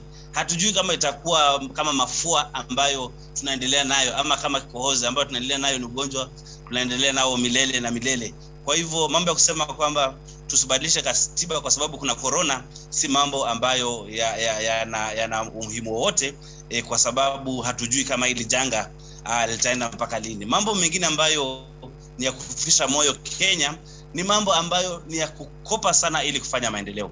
Kabla ya 2012 tulikuwa tunaweza kumudu budget yetu 95%. Kama 2012 budget ya Kenya 95% ilichangiwa na pesa zinazotoka Kenya kwenyewe. Lakini la kufisha moyo, Mheshimiwa Spika, ukiangalia saizi bajeti ni 3.6 trillion, Mheshimiwa Spika, katika nchi ambayo haikusanyi hata zaidi ya trilioni 2, inakusanya chini ya trilioni 2, kuonyesha ya kwamba huu mwaka wa pesa unaokuja wa 2021 2022 bado tutaingia bonde la kukopa zaidi ya 1.6 trillion. Kwa nini tusiishi within our means, Mheshimiwa Spika? Kwa nini tunaishi na madeni? Sasa tuko na madeni na tunaendelea tena kuingia kwa madeni na tunaendelea kuingia kwa madeni zaidi. Sasa Mheshimiwa Spika, hili jambo ndilo linalofisha moyo, kwa sababu tunaongea mambo ya ugatuzi na ugatuzi ni mzuri, lakini kama pesa yote tutakuwa tunatumia kulipa madeni ambayo tena hayajafanya maendeleo kwa maeneo mengine, yanafanya maendeleo kwa maeneo mengine, lakini maeneo kama Taita Taveta hawapati hiyo miradi. Lakini ikifikia na wakati wa kulipa, tunalipa sote. Kwa hivyo Mheshimiwa Spika, hili mambo la good financial management na debt management strategy lazima tuliangazie, tuache kukopa na tuishi within our means. Mi ndio nasema kwamba tunaweza kusaidia.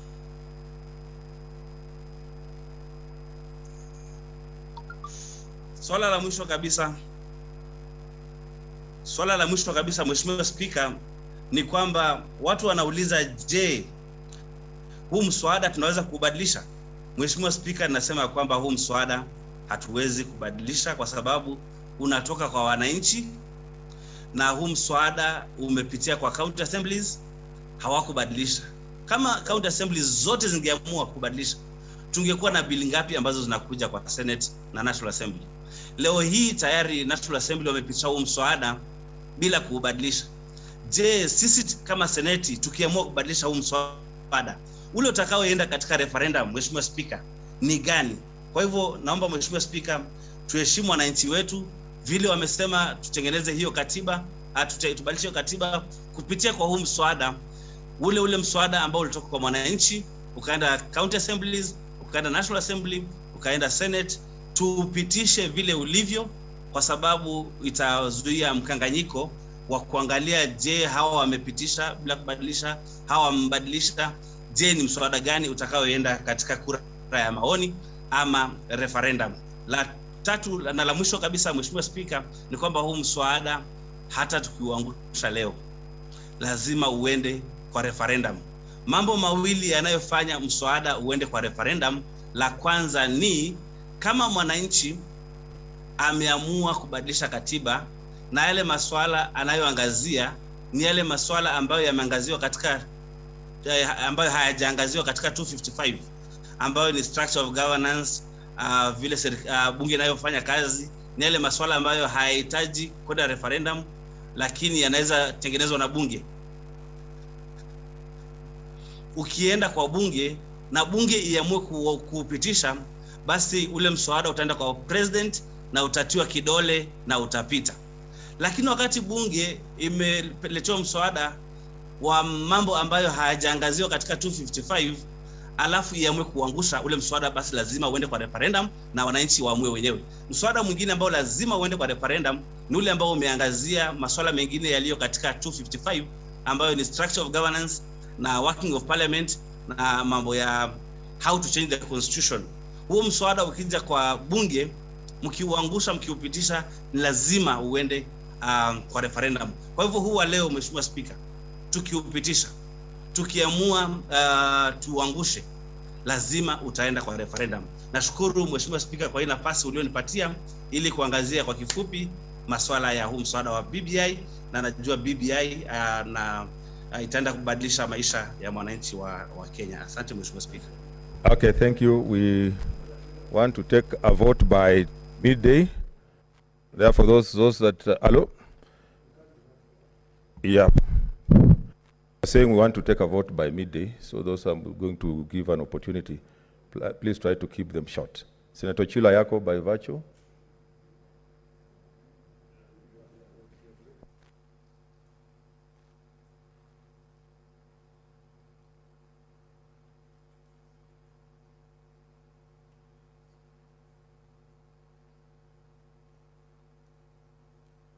Okay, I can't get Senator Kieleweke. Senator Zawad. Speaker, can you hear me? Okay, I can hear you now. Mr. Speaker, thank you for the opportunity to address Parliament from where I am. First, I want to start by saying that I am fully in this amendment of the constitutional amendment.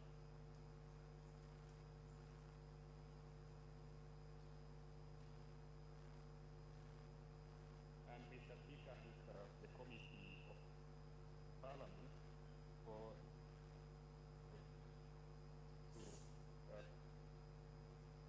the work content of the bill. They have done a good job, and they have captured what is good and what needs to be amended in the future. Now, Mr. Speaker, I want to state that I hope in my lifetime all the corporations be plugged out that require attention. I hope this will happen in the lifetime of Mr. Speaker, and of the current president, and in the lifetime of the bill, because these amendments that require attention must be attended to. So as we urge all Kenyans to be in support of this bill, as we urge all Kenyans to be in support of this constitutional amendment bill, let us give them hope that what has been raised will be attended. Of concern to the county that I represent, which is Migori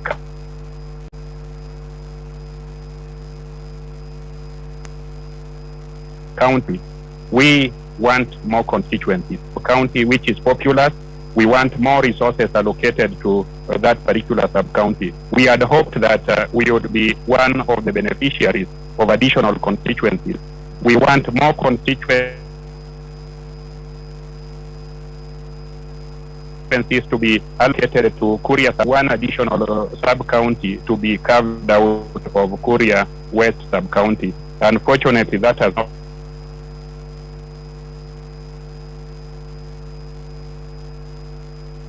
happened. So that is why I am saying that as soon as we pass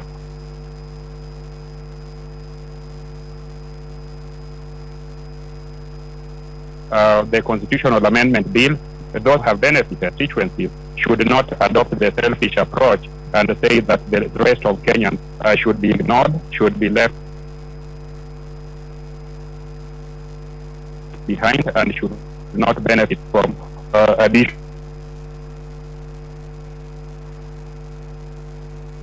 constituencies. Want to give hope to Kisii County, like Homa Bay County, Kisumu County, Siaya County, and all the counties that may not have benefited from this allocation. Where I come from, we listen to the elderly and wise, and in one of the advice that has been offered to us by the elderly,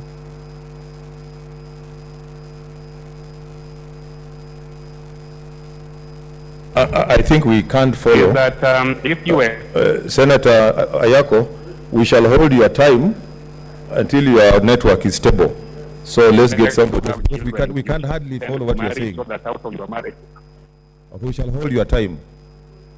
In the meantime, let me get Senator Able to get Ndwiga.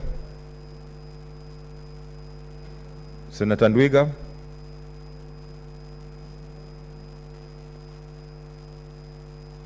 Senator Ndwiga.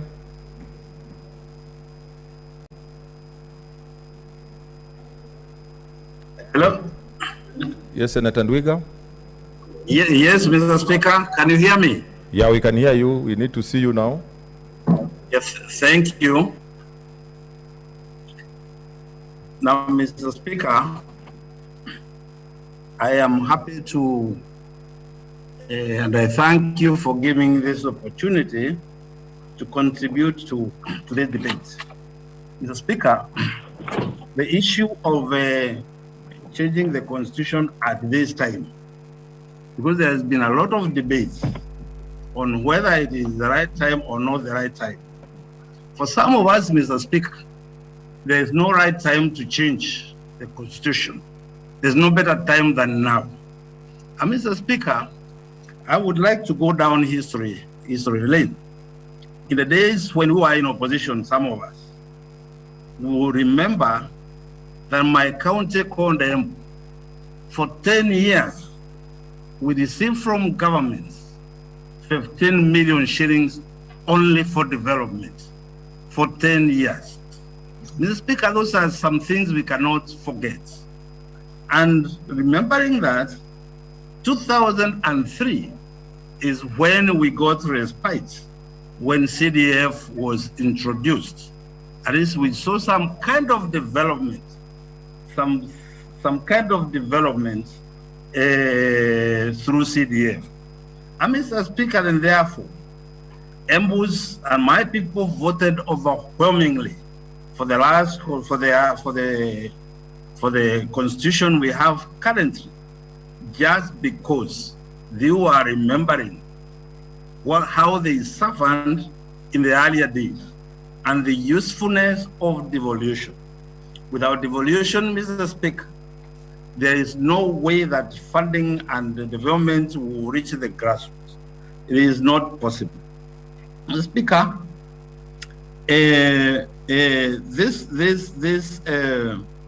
this bill proposes to give or to devolve funds all the way to the wards. This is a great step for this country. This is a step, Mr. Speaker, where ordinary folks, ordinary Kenyans, at the ward level will decide on their development priorities, and they know the amount of money that will get to the wards. for development. Mr. Speaker, you cannot build a house from the top. We have got to develop from grassroots. And development from grassroots today, in very many counties, there are some wards which have not seen any development, despite the fact that we are devolving funds every year. Because perhaps sometimes the governor may not like the ward rep, the MCA of that ward, and it is Kenyans who end up suffering. In some cases, Mr. Speaker, the governor may be unhappy with people of a certain region and says, this place, I'm not going to send funds to these regions. Mr. Speaker, with this constitution, if this bill passes, we are going to have equitable distribution of funds for development in all our wards, and therefore the Kenyans will benefit in that respect. Mr. Speaker, the issue of the new constituencies in Embu, Mr. Speaker, I know we are benefiting one constituency. What that means is that we are going to get an additional 100 million shillings plus every year for development, additional, on top of the CDF, on top of what we are devolving to the counties currently. Now, but the most important thing, Mr. Speaker, in that respect, is that for a very, very long time in our parliament, there was no equitable representation. What now this bill proposes is that in this republic, constituencies will be as nearly equal as possible. And that is what the Constitution requires, so that Kenyans are treated equally. A vote from any member of parliament is equal. All votes are equal in parliament. Mr. Speaker, it is so unequitable today when you call for a vote and a vote from a senator from a county which is populous is equal to a senator who represents 100,000 people. Mr. Speaker, that is not fair at all. It's so unfair. In fact, Mr. Speaker, this bill proposes is what Kenyans would want and is what Kenyans have fought for. Indeed, Mr. Speaker, is what the struggle for independence was all about. Mr. Speaker,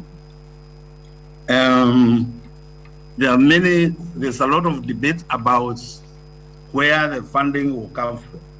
There are people who say that the 5%, now what we've got now does not get the constituencies. What I know, Mr. Speaker, is that there is no county that is owed money by government. By the end of June, all counties will have received all the funding that we as Senate allocated to counties. What I do know is that there's a lot of money that remains in Nairobi. And I'll give you an example. As you know, I am the chairman of the Agriculture Committee. And I know, Mr. Speaker, agriculture is a devolved function. There are so many functions which the ministry is pretending to perform at the ministry level, functions which ought to be done by the counties. Mr. Speaker, the Maputo declarations didn't decree that agriculture should be funded at 10% of the budget. But when you talk to counties, my committee had a meeting with all the governors on agricultural issues. And the governors didn't tell us that the issues that they have no problem allocating 10% of their resources to agriculture, but the funds were not enough then. So with the 35% increment, that those funds are going to be available. And I do know, Mr. Speaker, that at the Ministry of Agriculture today, there is so much money that remains there. I want to congratulate the Minister for Agriculture, Mr. Munya, because he has tried his best to distribute some of that money, particularly in coffee growing areas, issues of modernizing coffee factories, and so forth and so on. But that's the work of counties. Those, that funding ought to be with the counties so that the counties can do that job. The money should not be at the headquarters at all. Crop development is also at the ministry. Mr. Speaker, that now is not proper, because agriculture being a devolved function, such finances ought to be with the counties, so that the counties now can improve on extension services. This country is lagging behind in agriculture because we at one point we lost one critical a function of agriculture, and that's extension. Extension services are no longer in existence anywhere in this republic. And without extension services, we cannot pretend to be an agricultural country. We really can't. Because you may have Kari who will develop new crops and who will develop new varieties, but who is going to show farmers and teach farmers how to propagate the same crops? Mr. Speaker, we want counties to get additional funding so that then we can sit on them to establish proper extension services. Mr. Speaker, where I come from in Embu, again, when I was growing up, we used to see khaki-clad agricultural extension officers every week come to inspect what we were doing. Make sure that you applied your fertilizer in the correct fashion, to make sure that you have used the best pesticides. And if you look at the graphs, Mr. Speaker, it's at that time when this country was at the peak of production, at a time when we did not even have a lot of land under coffee cultivation. We were able at that time to produce in excess of 140,000 metric tons of coffee every year. Today, Mr. Speaker, we are doing 32,000 metric tons with all the expansion of coffee everywhere. Why, Mr. Speaker? Because very many farmers have left coffee farming. They have abandoned coffee farming. And in very many places today, you will find coffee bushes on farms, which will produce literally nothing. So, Mr. Speaker, we are advocating for the 35% increment to counties, so that then now we can have counties engage in extension services. I thank you, Mr. Speaker, and because I know time is limited and if other people would want to contribute to this bill, I will support this bill, and I urge members to support this bill. Once again, reminding them that in the days, members of parliament sometimes forget. We think what happened yesterday cannot happen tomorrow.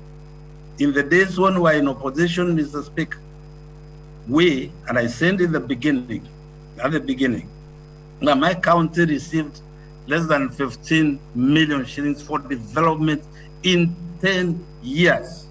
Mr. Speaker, that is why I am solidly voting for this bill and reminding members of our members that those years, and we are again going to a system where you have ministers answering questions in parliament.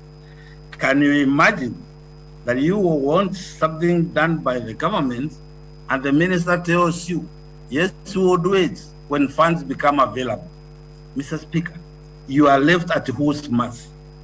Right now, we know the funding that will come to the counties, and we will follow that with our counties to make sure that proper utilization of those funds is done. I thank you, Mr. Speaker. Senator Zawadi.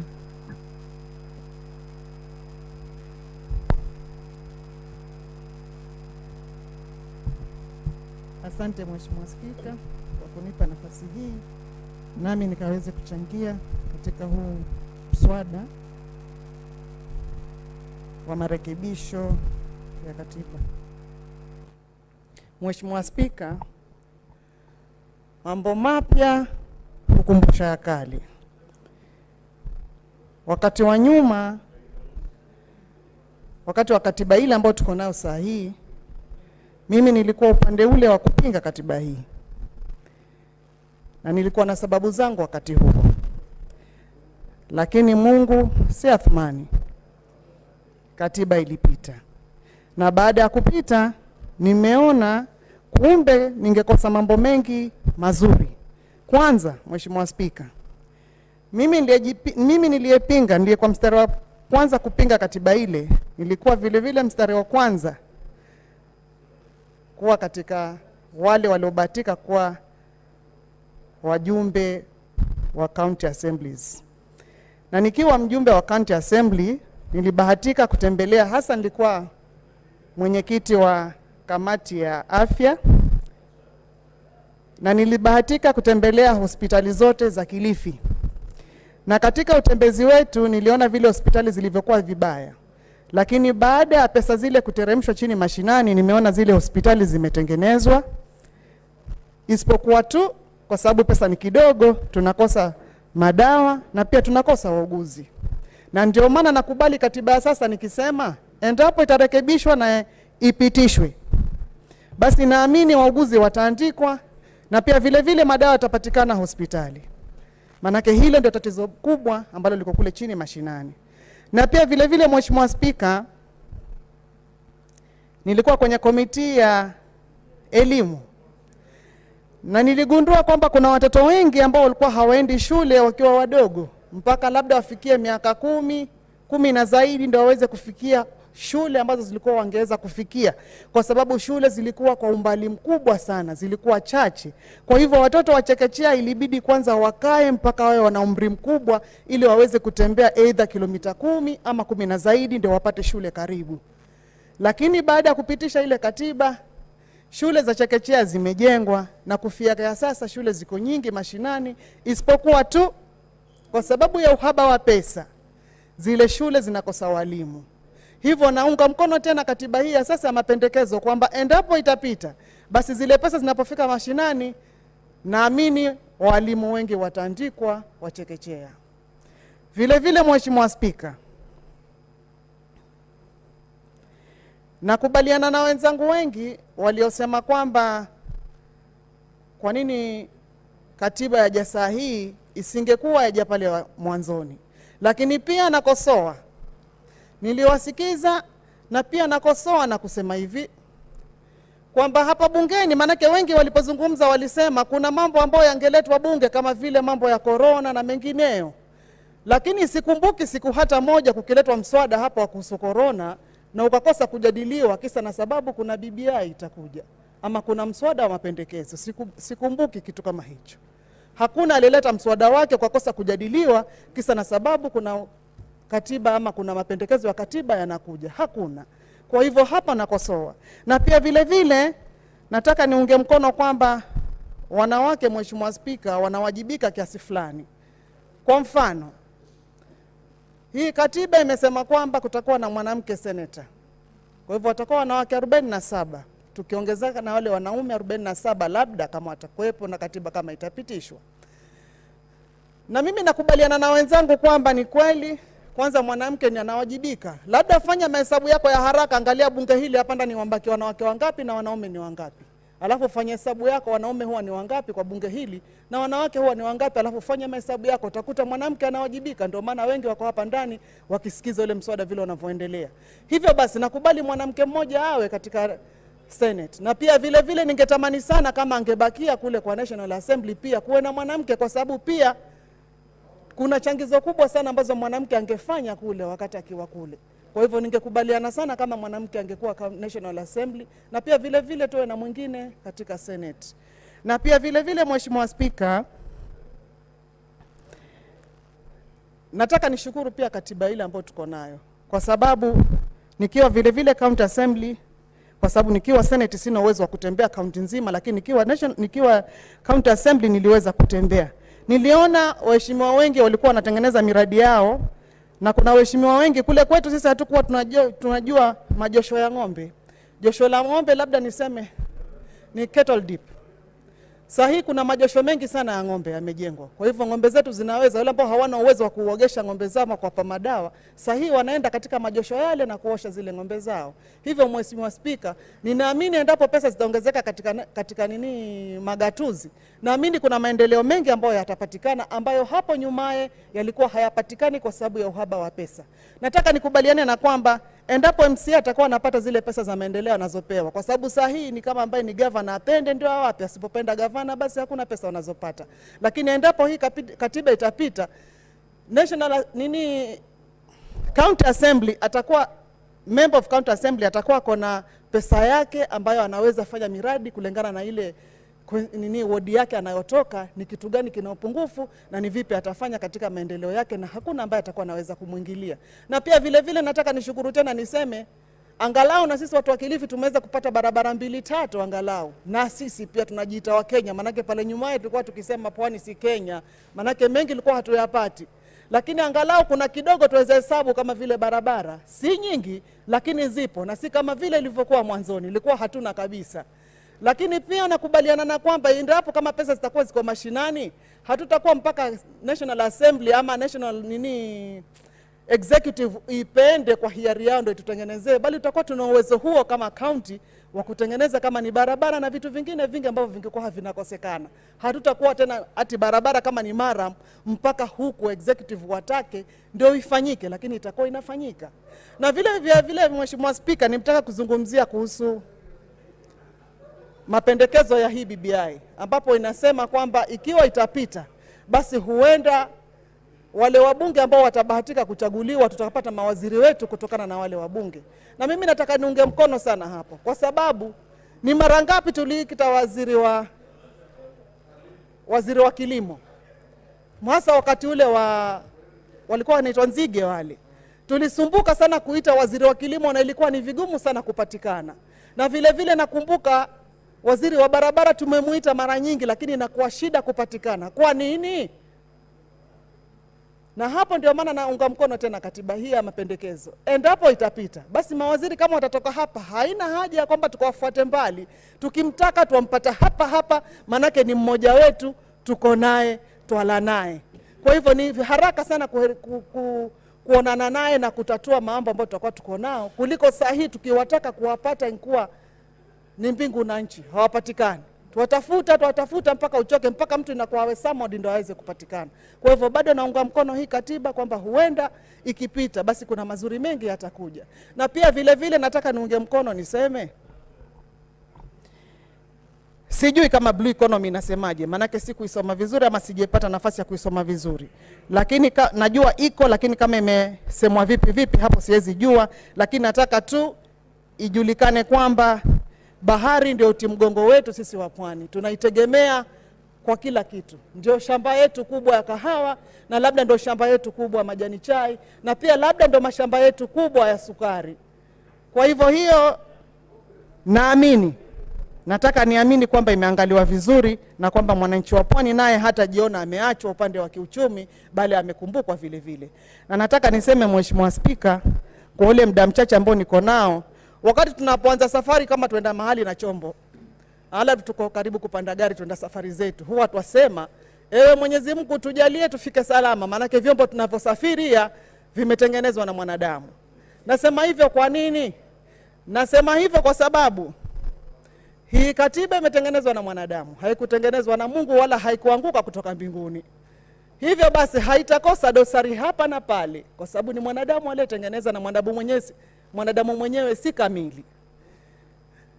Basi kwa sababu mwanadamu mwenyewe si mkamilifu, na yeye ndo ametunga hii sheria na tumeletewa mapendekezo haya, tumeyaona, hayatakosa kasoro. Nataka kusema hakuna kitu kilichotengenezwa na mwanadamu ambacho hakina kasoro. Basi tuangalie makubwa na madogo. Je, kasoro ni nyingi ama faida ni nyingi? Kwangu mimi nasema naona faida ni nyingi, na itafaidisha hasa wananchi wa Kilifi County. Nikiangalia kwa kina, hakuna tunachopoteza, bali ni kufaidika, tunafaidika. Nami nataka kuungana na wenzangu mkono nikisema nitaunga mkono hii katiba mpya, mapendekezo iliyoletwa. Asante. Okay, Senator Chila yako. Let's try. Apologetic to those who are following my debate and could not do so because of the poor connection. Now, Mr. Speaker, I was saying that for avoidance of doubt, I'm fully in support of the constitutional amendment bill. I support it with all my heart and all my belief. And I indicated that there are few things that were not included that my people who sent me to this house would have preferred, and my people are the people of Migori County. But nevertheless, my platform is a national Senate in Kenya, and what benefits most Kenyans and all Kenyans also benefits me as an individual and other Kenyans that I represent. My people of Migori in Nyatike sub-county would have preferred another constituency. They have the population, they have the desire, and they were not included. But it's my prayer that in my lifetime, they will get an opportunity to have an additional constituency. My people in Kuria West also wanted an additional constituency so that they are represented by one man, one vote, as has been the mantra of the populated areas. I heard Senator Ndwiga say so. I believe and agree with him insofar as he says so. What I want to plead with my colleagues whose counties are benefiting by way of getting additional constituencies is that they should not forget us, those who are supporting this piece of legislation, this amendment to the Constitution, now that they are benefiting. There is a tendency of those who benefit to forget those who may not have benefited at the time of such benefit. So I want to urge our fellow senators whose counties are benefiting to remember those who may not have benefited but merit that benefit. Where I come from, Mr. Speaker, the wise and the old have always told us that if you want children, if you are a man and if you are a woman and you want children, you marry. If you are a woman, you get married to a man, and if you are a man, you get married to a woman. As you look for children, and in the days of the past, people used to literally look for children. Those who had a difficulty in getting them would go to spiritual leaders to do so. Some would go to certain lengths that there isn't enough time to describe. But we were advised that when you see a pregnant woman and your wife is not pregnant, do not do anything harmful to that pregnant woman, because if you do so, even when the turn of your wife to get pregnant and deliver arises or arrives, some other people of evil intention will do likewise to you.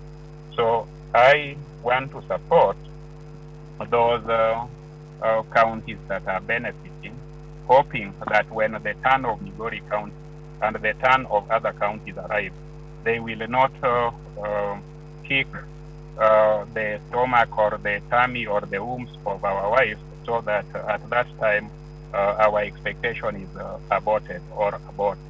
So, Mr. Speaker, I want to tell them that we are people of goodwill, we are people of love and people of patriotism, and I suppose and hope that the same patriotism and goodwill will be extended to us, and not in the future when we'll not be alive, but in the near future when we come to look at the totality of equality of representation.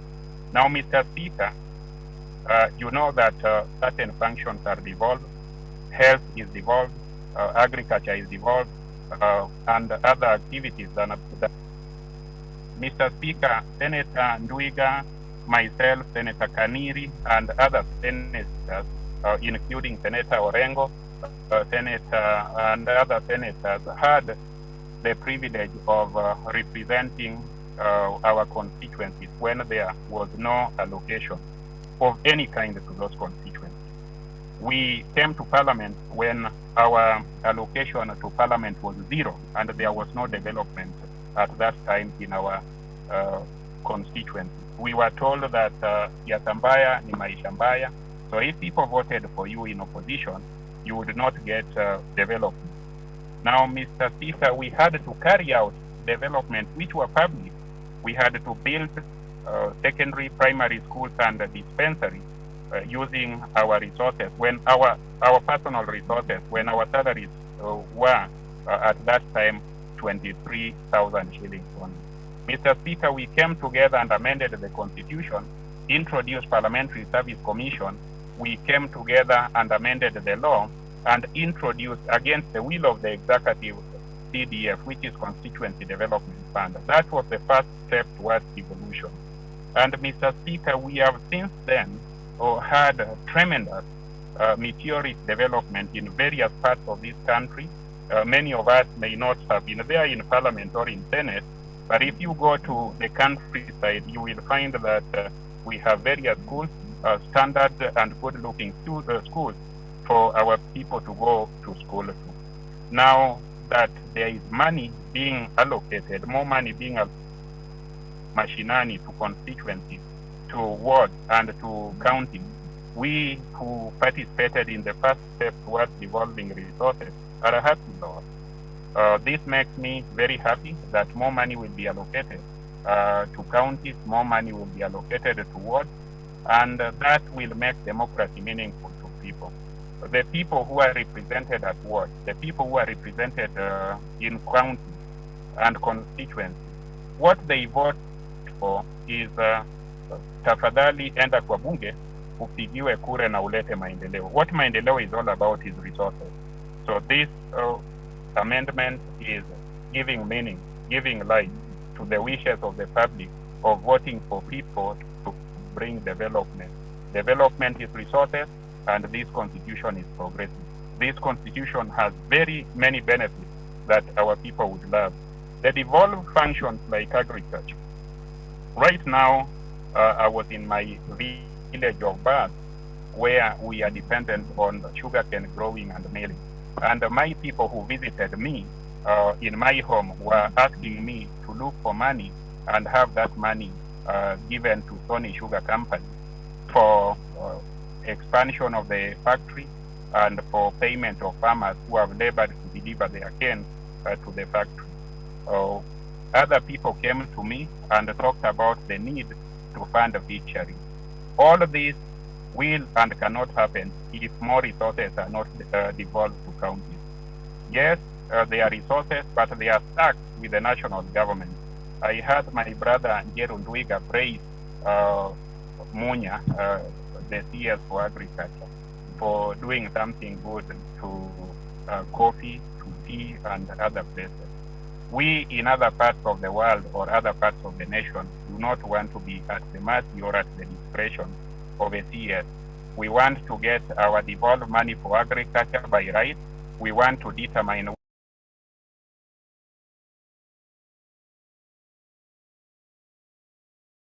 in Migori, in Uriri sub-county, we have it in Nyatike, we have it in Kuria East and Kuria West in abundance. But we are at the mercy or discretion of the minister. So when money is increased to 35%, if it is taken or X'd out of what is left at the national stage, then we will use it at our discretion. We do not want to be at the discretion of somebody who is not living in our village. I am sure the Meru people, the Tarakaniti people, and all people in central Kenya would love that money to be allocated to them, so they use it at their discretion and in line with their preferences. Now, Mr. Speaker, those are some of the reasons for which I am wholly in support of the constitutional amendment bill. What I have noticed is that the debate What's your point of order, Senator Falahada?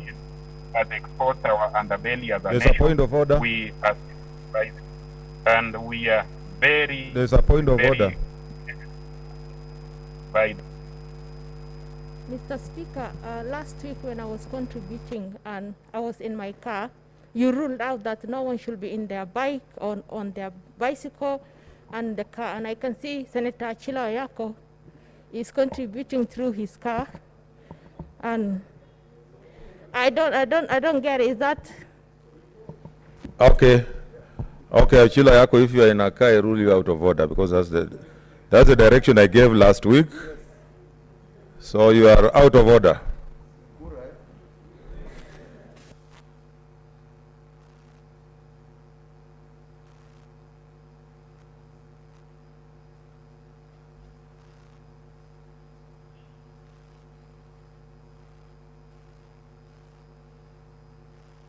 Okay.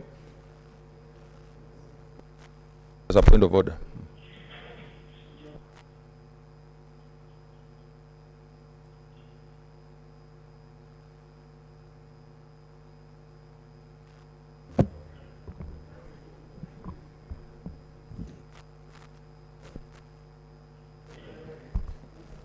Thank you. Thank you, Mr. Speaker. Mr. Speaker, sir, first want to standing order number 104. I beg to move that the mover be now called to reply.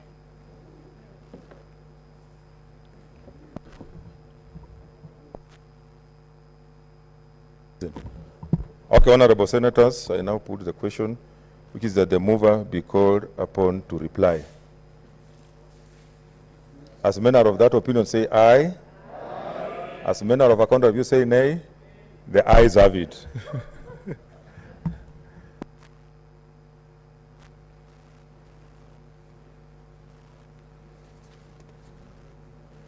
Mr. Speaker, sir, I beg to reply. The Speaker, in replying, I need to recognize all the members, and I mean all, Mr. Speaker, because I know that this is one bill where the contributions have been very emotive, contributions have been exhaustive in terms of the time given to people, Mr. Speaker. Each one spoke for 20 minutes or more, and almost the whole House has spoken. And so, Mr. Speaker, I wish to thank every member, every senator who has made their contribution to this very important bill, which is a historic one. As we have said, Mr. Speaker, only once in a long while you have a chance like this, that you are responsible for amending the constitution of your own country in your time as leaders and your time as members of parliament. And so I do wish to thank the people who initiated this process from the very beginning, Mr. Speaker, that made it such an important function that it had to be a popular initiative, that it had to belong to the people of Kenya. And Mr. Speaker, also to thank you for your ruling on this matter, that, Mr. Speaker, it belongs to the people of Kenya, and that it's not possible to bring amendments on top of this already. Yes, popular initiative. Mr. Speaker, thank you for that, and I wish I have not ruled yet. Oh, I thought you, Mr. Speaker, it was the other speaker who ruled it. Yeah, I will be ruling. The speaker has ruled. One speaker I had that is ruling this way. But, Mr. Speaker, my issue is that we have a very important function now this afternoon, Mr. Speaker, to ask members, to appeal to members, that let's support this bill. We have spoken onto it. We have said what we wanted to say. We have spoken, our people have heard us, and they know our feelings about this. But, Mr. Speaker, I want to appeal to members that this is a time to rise above even those pains or whatever feelings and support this process so that the people of Kenya can go and do the rest by referendum or by any other means, Mr. Speaker. So, Mr. Speaker, I just want to thank members and say this is going to be not the end, but a comma in the process. The process proceeds. The process is going back to the people after the IEBC and the president, and then the IEBC, and then the people.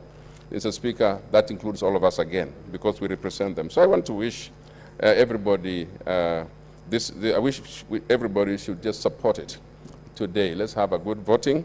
Let's support this process and let it move forward. I want to thank you, all of you who made contributions from both sides of the House. I do believe that this is a worthy cause for us to be on the record that we were here when this amendment was done. It's called the BBI. It is building bridges, and that moves us to completely live within that call. Let's live within that call that it is building bridges. And Speaker, let's use this time to build bridges in Kenya. Let's make sure that people have a shared prosperity, a shared future. Let's make sure, Mr. Speaker, that we support. And I do plead to all members to support. And with those few remarks, Mr. Speaker, I do reply. Thank you. Okay, order, senators.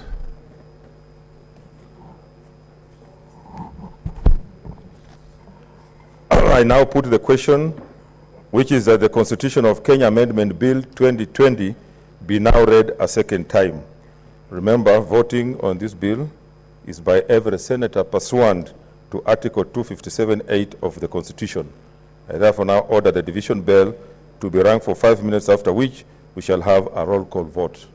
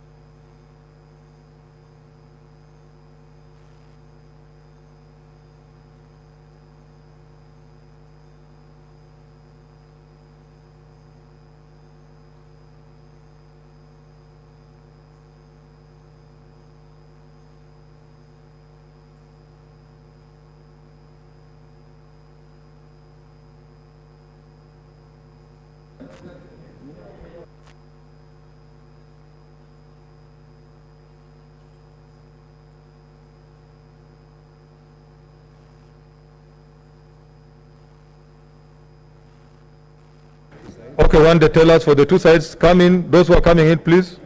We want to start the voting. Let's have the tellers.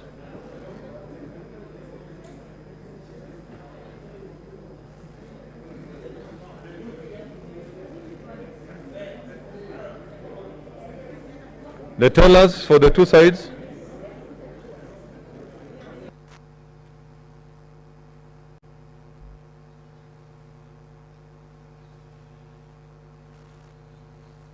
Okay, okay. We want to start.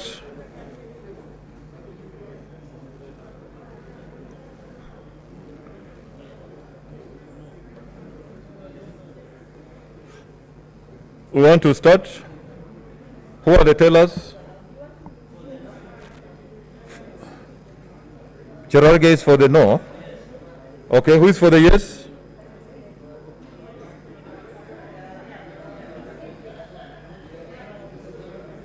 Order, senators.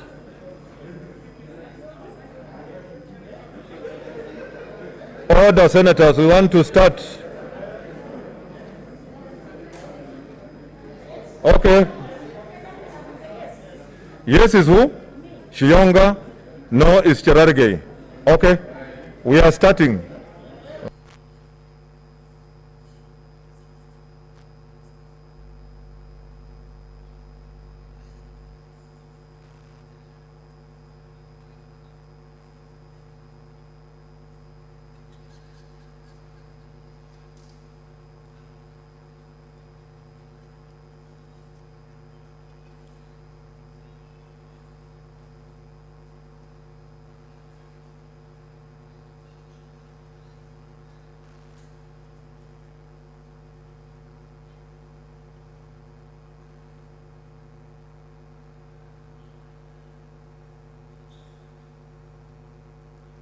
Okay, okay.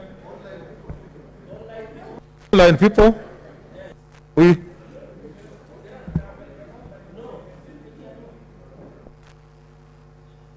order. Take your seats, senators. Take your seats. Take your seats. Leader of minority.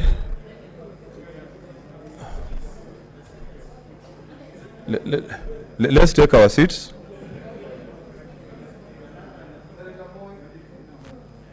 Let's take our seats.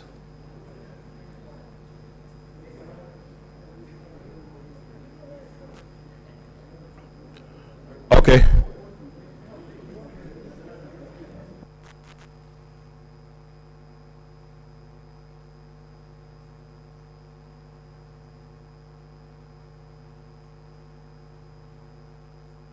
Okay, let's proceed.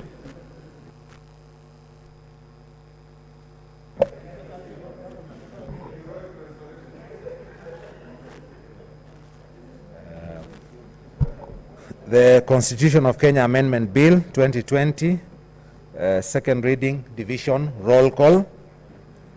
Senator Adan Dulo Fatuma, Isiolo County. I vote yes. Senator Ali Abdullahi Ibrahim. I vote yes. Senator Boy Isa Juma. Quali vote yes.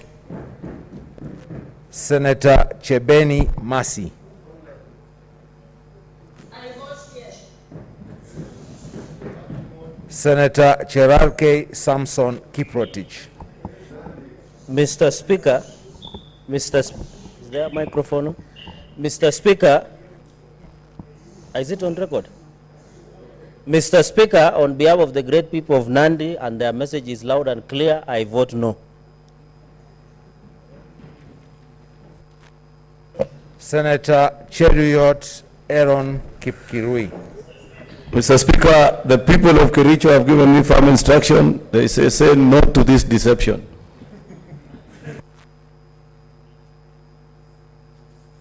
Senator Gona Christine Zawadi. I vote yes. Senator Haji Abdikadir Mohamed.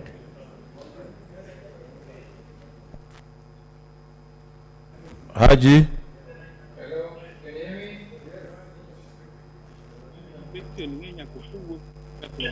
Vote. Vote, yes or no? I vote yes, Mr. Speaker. Okay. Senator Haji Farhia Ali. Mr. Speaker, I vote yes. Senator Halake Abshiro Soka. Mr. Speaker, I vote yes. Senator Hagura Godana. Mr. Speaker, I vote yes. Senator Iman Falhada Deko.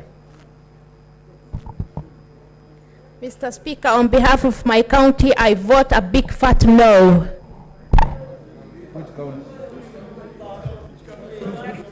Senator Imana Malakai Charles Ekal. Mr. Speaker, hello, Mr. Speaker. Yes, I can hear you.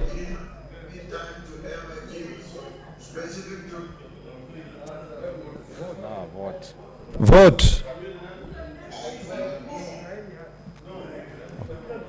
Senator Inima Gertrude Musuruve. Honorable Speaker, on behalf of PWDs, I vote yes. Senator Kajwang Moses Otieno. Mine is so obvious. On behalf of Homa Bay County, I vote yes. Senator Kamar Margaret Jepkoech. Use this other one. Mr. Speaker, I vote yes. Senator Kangata Irongo.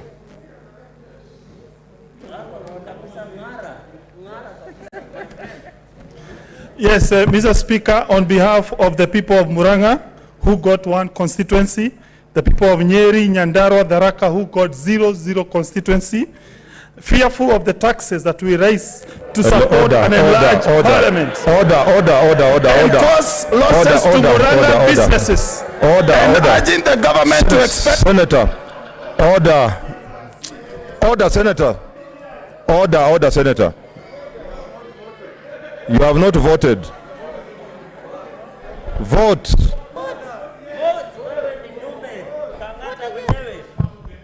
Fearful of... Order, Senator. Order, Senator. Order, Senator. Order.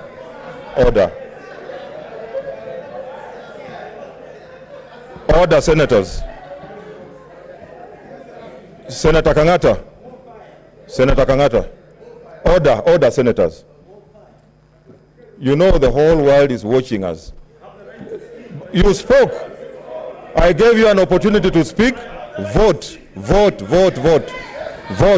Mr. Speaker, you cannot gag me. Mr. Speaker, I have the right to say the reason why I'm voting. I am voting. Yes. Muranga got 1 constituency, Kwale got 4. Muranga, Tharaka got 0 constituency. Meru got only 2 when you are giving Kwale 4 constituency. Yes. Why is it that... Order, Senator.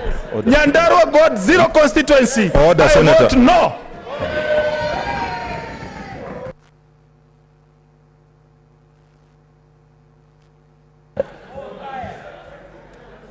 Senator Kasanga Sylvia Mweni.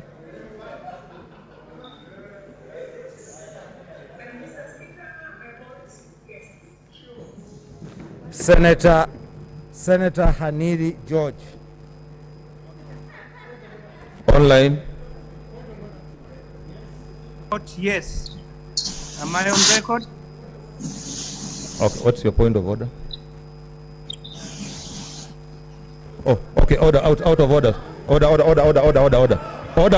Malala, out of order.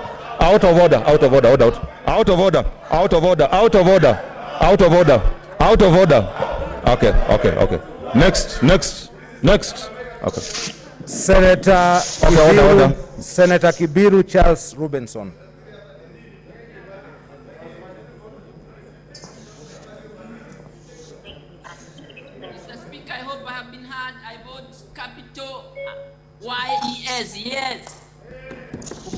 Senator Yes. Senator Kihika Susan Wakarura.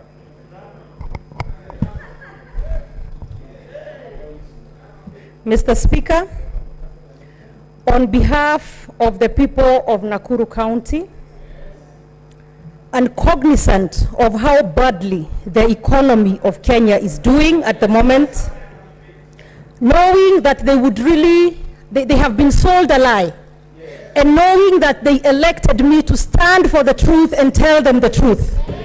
A country that is paying debts in excess of 1 trillion. Order, Senator Susan. Susan, order. Order, Senator. Order, senators. Order, senators. Please, order, senators. Order, just a minute, Senator Kangata. I did afford all senators indeed an opportunity to express themselves. You have done so very well. You are on record on what you have said. This is an hour for us to vote. Please, let us just respect that and take our vote. Okay. I am about to vote, your Speaker, and in my voting, I need to make just a few remarks. Not remarks really, just say something. So despite the fact that my people have been sold a lie, I owe them the truth. The 2.1 per million population of Nakuru County, I do not want them to be misled. And as such, Mr. Speaker, with a bulging debt, an economy of its on its knees, bread now being taxed, baby formula being taxed, I vote no to this excessive and affordable BBI and deception. I vote no. Okay, order. I know you are trying to take me in a certain direction. I will not go there.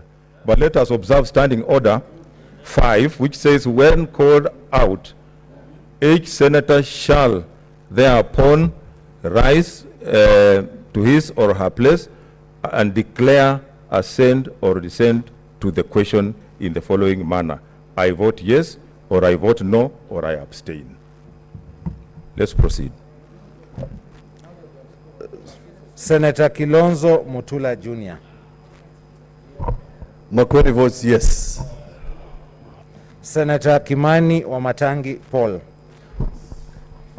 Mr. Speaker, on behalf of the people of Kiambu County, I vote yes. Senator Kindiki Kithure.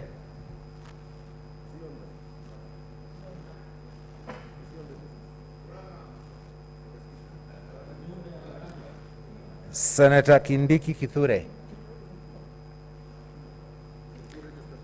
Senator Kirinyaga Ephraim Mwangi Maina.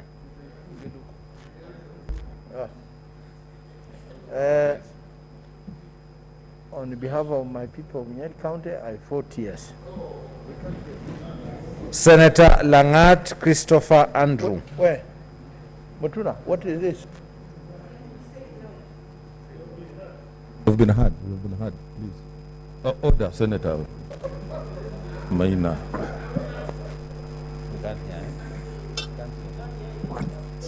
Senator Langat. On behalf of the great people of Bomet County, I vote no to this particular massive instrument of impunity. Senator Lelegwe Ltumbesi. Honorable Speaker, on behalf of the great people of Samburu County, who will lose 1.3 billion once this is passed, I vote no. Senator Linturi Franklin Mithika. Mr. Speaker, on behalf of the people of Meru and on my own behalf, Senator Ephraim Maina, why don't you take your seats, please?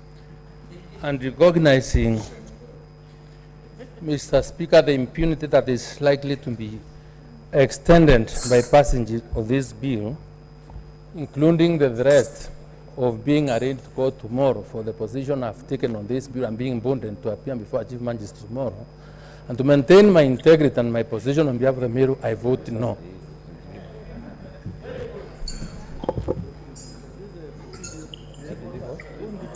He's voted. He has voted. Next. Senator Loitiptip Anwar.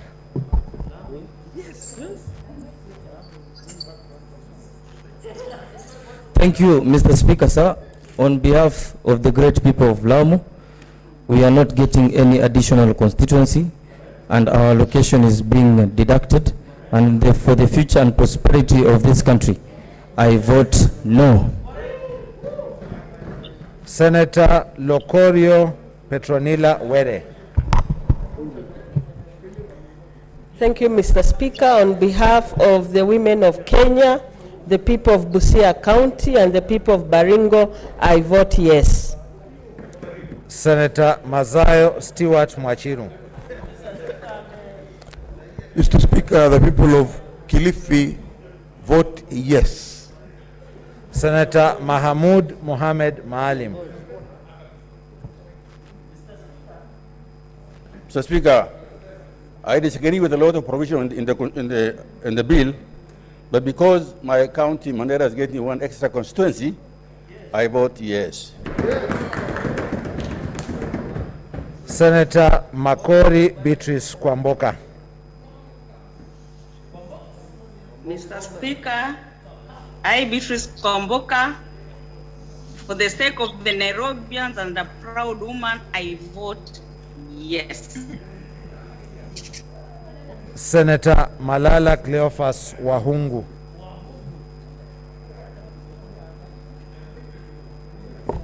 Thank you. On behalf of the people of Kakamega and on behalf of the ANC party, and with the belief that this document is going to enhance equal opportunities among all communities in Kenya, I vote yes. Senator Masitsa Naomi Shionga.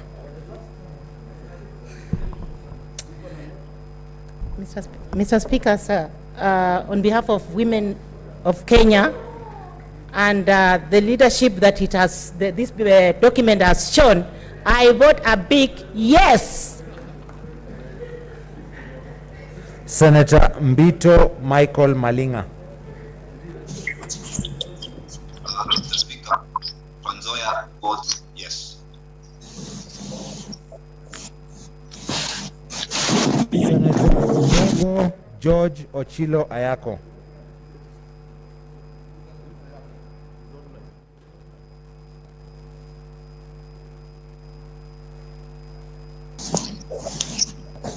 Senator Ayako.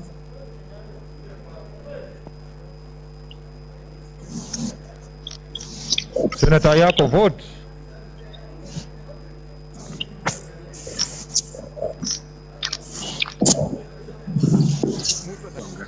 Senator Ayako.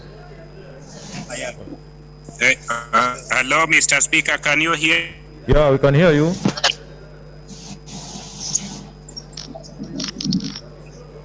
Vote, Senator. Vote yes. Yes, sir.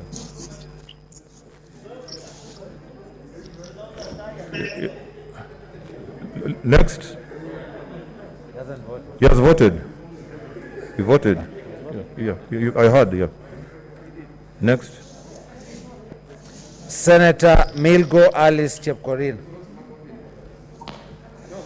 Mr. Speaker, in order to give voice to every Kenyan man who comes to this house, and in support of Bomet, member of County Assembly's bombshell, and on behalf of the great people of Bomet County who are gaining 2 new constituencies, I vote yes for PPI.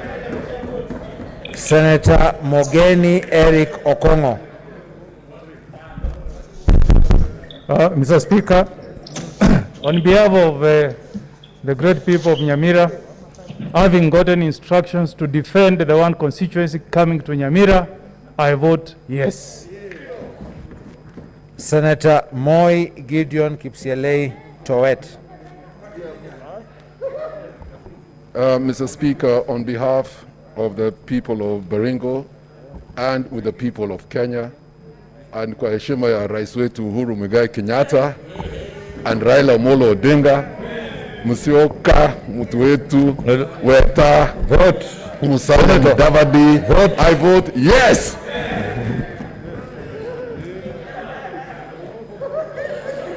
Senator Mpayei Philip Salau. Yes. Thank you, Mr. Speaker. On behalf of Kajiado, the people of Kajiado, and Kajiado getting 3 constituencies, I vote yes. Senator Mugo Beth Wamboi. Thank you, Speaker. On behalf of Patriotic Women of Kenya, I request that we take our seats, Senators. We are live, huh? Yes. Please. Senator Maina, take your seat. Senator Murkomen Onesimus Kipchumba.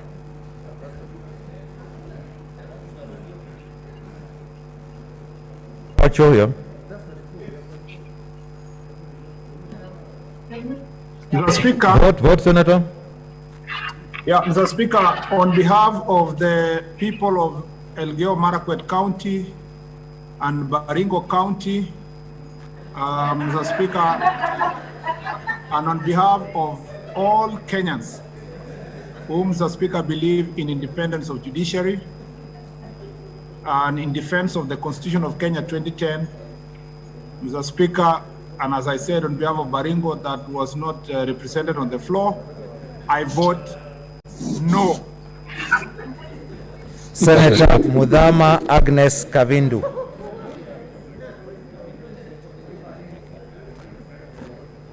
Mr. Speaker, on behalf of the people of Machakos and the people of Kenya, I vote yes to this bill. Senator Mwangi Paul Githiomi. Mr. Speaker, sir, I have firm instructions by the people of Nyandarua that when I come to this house, I should express their wish, and their wish is that I should vote yes. Senator Mwaruma Jones Mwashushe. Thank you, Mr. Speaker. On behalf of the great people of Taita Taveta who are not losing constituencies, Senator, yes. You know we are live on TV, so let's be a bit orderly. Senator Mwaura Speaker, I vote Isaac. yes.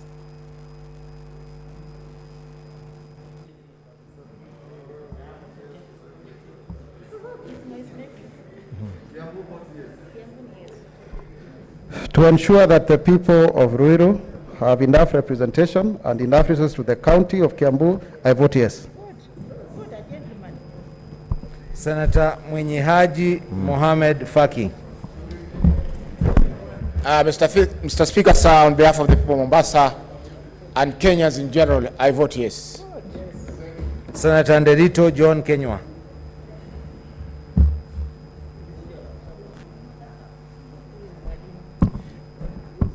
Mr. Speaker, on behalf of people of Laikipia, I vote yes.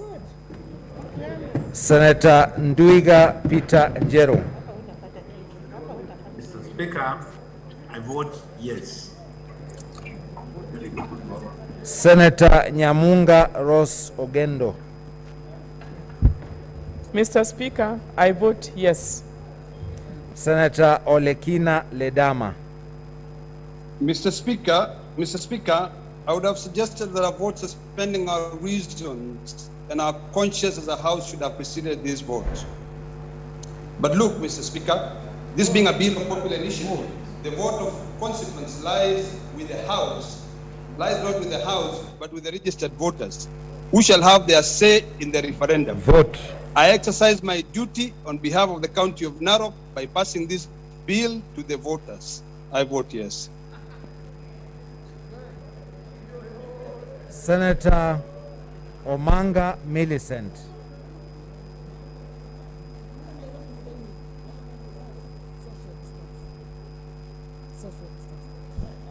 On behalf of the sufferers, the hustlers, the marginalized, the people of Northeastern who lose when we use the per capita, on behalf of the taxpayers of Kenya, Mama Mboga, Boda Boda, Wheelbarrow, on behalf of all those hustlers, I vote no.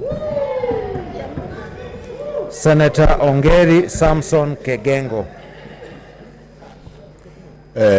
On behalf of the Kisii County and in the firm belief that the requests are made for Bobasi constituency to be given an additional constituency, I vote yes.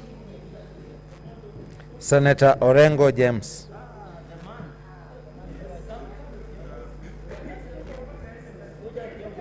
No, I'm all right. Mr. Speaker, this country was in the wilderness. It took this.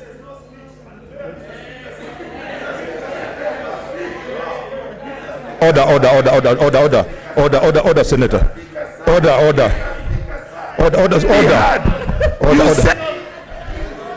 Say that we not speak. Order. Senator Kangata. Senator. No. You say that we not speak. Senator Kangata. Senator. Be fair. You are pushing me. Order. Take your seat. Senator Kangata, take your seat. Be fair to me. Be fair to me. Senator Kangata, take your seat. Order,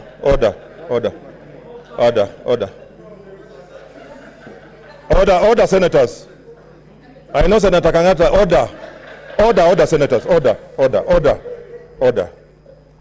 Senator Kangata, I know you are trying to get me through you out. I will not do that.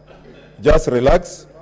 Let us finish the vote in a dignified manner. Please, Senator Orengo. Mr. Speaker, probably the next time we come to vote, we may need an alcohol blow at the entrance. But, Mr. Speaker, I, James Orengo, on behalf of the people of Siaya, and knowing that the philosophy of this bill comes from the handshake, and it took two great statesmen, Uhuru Kenyatta and Raila Amolo Odinga, I vote yes. Senator Outa Frederick Otieno. On behalf of Kisumu City and its people, and in the belief that I know the two heroes, His Excellency the President Uhuru Muigai Kenyatta and the Prime Minister Raila Amolo Odinga, and the people of Kenya, I vote yes. Senator Pareno Judith Ramaita.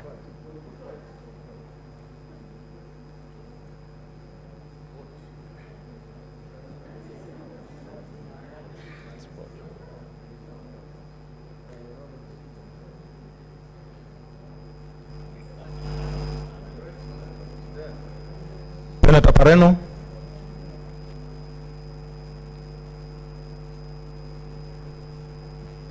Senator Pareno, vote.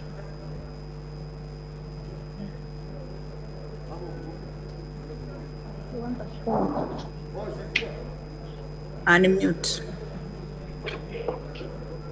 Pareno, vote. Take your vote. Yeah, I've seen her.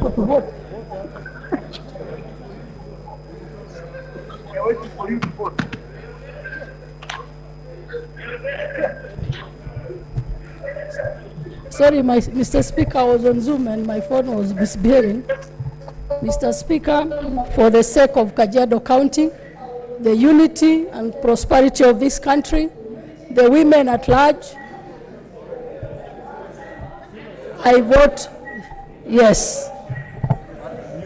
Mute your phone. This technology is bringing a problem.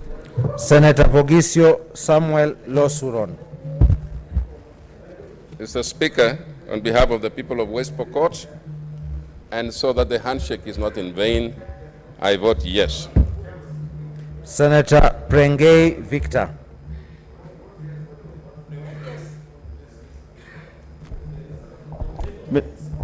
Mr. Speaker, I vote yes. Senator Sakaja Johnson Arthur. Mr. Speaker, on behalf of the people of Nairobi City County, home to 43 communities, the biggest victims of violence and the biggest beneficiaries of peace, after receiving 29 constituencies and extra 15 billion shillings, Mr. Speaker, I vote yes. Senator Mary Yane. Mr. Speaker, I choose to abstain.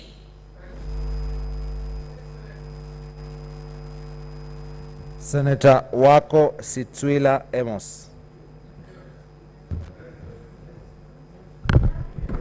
Mr. Speaker, sir, on behalf of the people, the good people, the patriotic people of Busia County and Kenya generally, taking into account the wise decision of our own joint committee, who, having considered the Constitution of Kenya Amendment Bill 2020 and submissions received thereon, recommended to us that we should pass the bill, I say yes. I vote yes to the bill. Senator Wambua Enoch Kiyo.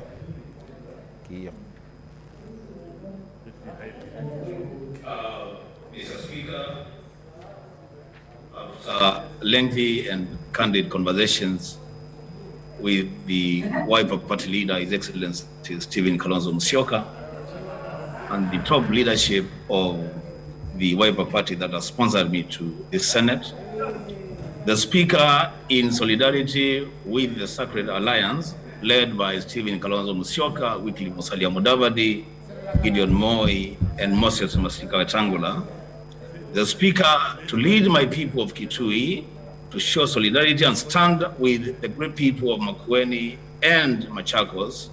Mr. Speaker, I vote yes. Senator Wako Naomi Jilo.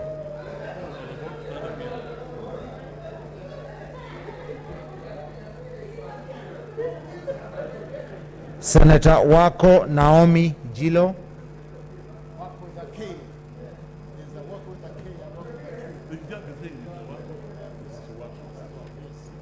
Senator Wako.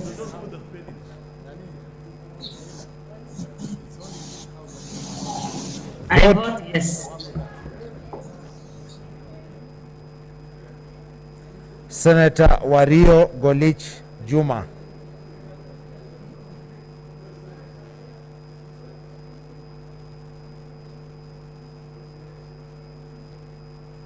Senator Wario Golich Juma.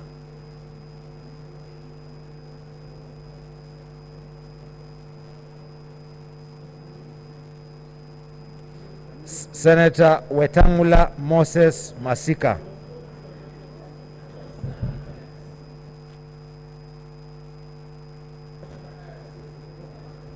Mr. Speaker, on behalf of the great people of Bungoma, having been a signatory to this process at every stage, and on behalf of the people of Kenya and One Kenya Alliance, I vote yes. Senator Zani Agnes Philomena. I vote yes.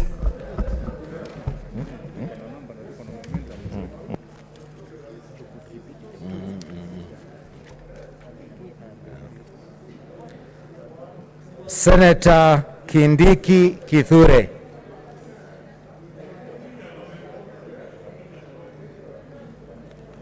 Senator Kindiki Kithure.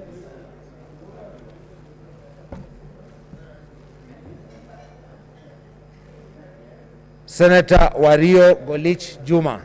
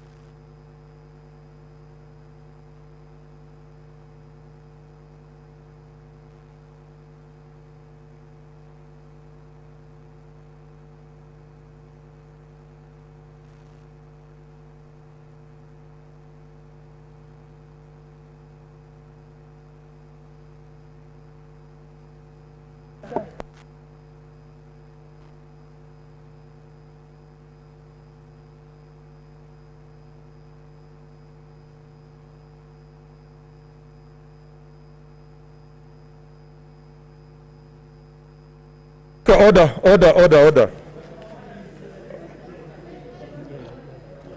Order. Senators, take your seats.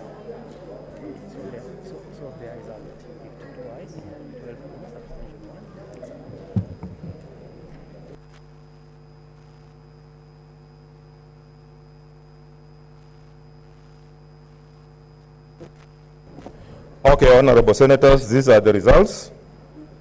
Abstentions 1, nays 12, ayes 52. Honorable senators, A bill for an act to amend the constitution by popular initiative. okay, the ayes have it. Okay, this is the communication that I want to give now before the Committee of the Whole, which will sit at 2:30, on whether a bill to amend the Constitution pursuant to Article 257 of the Constitution can be amended. Honorable Senators, as you are aware, in the course of the debate on the Constitution of Kenya Amendment Bill 2020, I have been variously urged by a number of senators to make a ruling on a number of matters which they consider to be pertinent for purposes of guiding the Senate in its disposal of the bill. These requests have come from, among others, Senators Samson Cherargei, Sakaja Johnson, Mutula Kilonzo Jr., and Moses Wetangula. Senator Mutula Kilonzo Jr. MP in particular, during the morning sitting of Thursday, 6 May 2021, went so far as to give some advice to the Speaker on the matters that should be contained in such ruling and the authorities that should be cited. It is an invitation which, as a Speaker of the Senate, I promptly declined. At the time, I guided the Senate that the questions on which I was being requested to rule were premature and anticipatory as they had not ripened for determination. Honorable Senators, as you are aware, the Constitution of Kenya Amendment Bill 2020 was introduced in Parliament and read a first time in the National Assembly and the Senate on 4th March 2021, pursuant to Articles 257(7) of the Constitution. Pursuant to Standing Order number 141 and 145 of the Senate Standing Orders, the bill was referred to the Standing Committee on Justice, Legal Affairs and Human Rights for consideration. The Standing Committee was mandated to consider the bill jointly with the Departmental Committee on Justice and Legal Affairs of the National Assembly. The committees tabled a joint report on Wednesday, 28 April 2021 in both houses of Parliament. As I have indicated, in the course of debate, the second reading questions arose as to whether a bill to amend the Constitution introduced by a popular initiative, such as the one before us, can be amended and resultantly, whether therefore amendments can be proposed and admitted by the Speaker for consideration by the Senate at the Committee of the Whole. The second issue on which I was requested to rule was whether errors of form in the bill could be corrected, and if so, the stage at which this could be done. Honorable Senators, I am of the view, having considered all circumstances, that these two questions, while they are novel, insofar as the consideration of a Constitution of Kenya Amendment Bill by popular initiative is unprecedented in the Senate, they are not so complex as to require the kind of detailed or lengthy ruling that I was invited to pronounce. Honorable Senators, as you further aware, the Constitution of Kenya Amendment Bill 2020 was prepared and processed pursuant to Article 257 of the Constitution as a bill to amend the Constitution by a way of popular initiative. With regard to the consideration of the bill by Parliament, Article 257(7), 8, 9, 10 of the Constitution provides as follows, and I quote, "If a draft bill has been approved by a majority of the county assemblies, it shall be introduced in Parliament without delay." B, a bill under this article is passed by Parliament if supported by a majority of the members of each house. C, if Parliament passes the bill, it shall be submitted to the President for assent in accordance with Article 256, 4 and 5. 10. If either House of Parliament fails to pass the bill or the bill relates to a matter specified in Article 255(1), the proposed amendment shall be subjected to the people in a referendum. From the foregoing, the questions raised by the honorable senators emanate from the fact that Article 257 of the Constitution, which is the only article of the Constitution governing the amendment of the Constitution by a popular initiative, does not expressly pronounce itself on whether Parliament, in considering the bill, may or may not amend it. This position is markedly different from the position accrued by the former Constitution of Kenya, which was hence immediately preceded the promulgation of the Constitution of Kenya 2010. This former Constitution provided Article 47(4) as follows: when a bill for an Act of Parliament to alter this Constitution has been introduced into the National Assembly, no alteration shall be made in it before it is presented to the President for assent, except alterations which are certified by the Speaker to be necessary because of the time that has elapsed and since the bill was first introduced into the Assembly.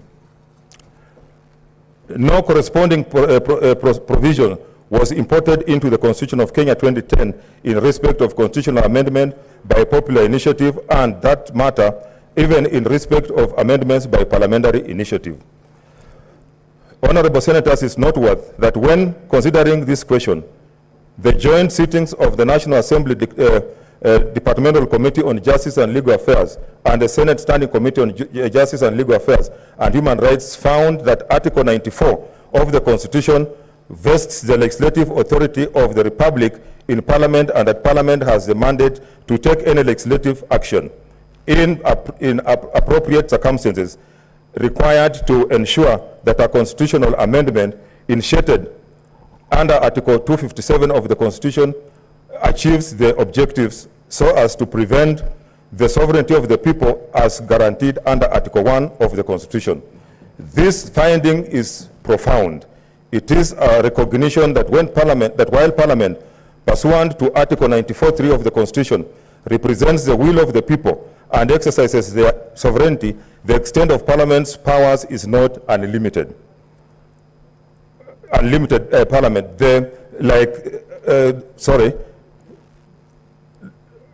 I'll repeat that, represents the will of the people and exercises their will, sovereignty. The extent of Parliament's powers is not unlimited. Parliament, like all other state organs, is bound by the national values and principles of all other state organs. Is bound by the principles of governance under Article 10 of the Constitution when applying or interpreting the Constitution or enacting, applying or interpreting any law. The Constitution itself has also provided for the manner of its interpretation at Article 259, Clause 1, whereof provides that the Constitution shall be interpreted in a manner that A, promotes its purposes, values, and principles, 2, advances the rule of law and the human rights and fundamental freedoms in the Bill of Rights, C, permits the development of the law, and D, contributes to good governance. Honorable Senators, a bill to amend the Constitution by way of popular initiative is one that emanates from members of the public and is required to be supported by at least 1 million registered voters. The bill represents the initiatives of the promoters regarding provisions which they wish to amend in order to address specific concerns or issues in the Constitution. This is a route taken by citizens who are fully aware and have foregone the route of seeking constitutional amendments by a parliamentary initiative. It is a route taken by citizens who recognize that pursuant to Article 1 of the Constitution, all sovereign power belongs to the people directly or through their democratically elected representatives. I am persuaded that a proper construction of the Constitution leads us to the conclusion that Parliament's delegated power to exercise the sovereignty of the people by representing their will does not and cannot extend to subverting, altering, or substituting that will with its own wisdom, whether the people have unequivocally expressed themselves. Honorable Senators, subjecting a bill to amend the Constitution by way of popular initiative to amend by the Senate risk altering or substituting the intentions of the promoters of the bill with those of the Senate, and hence the overall output of the process may be a bill containing provisions that were neither contemplated nor designed by its promoters. This is particularly so because if the Senate can amend one clause of the bill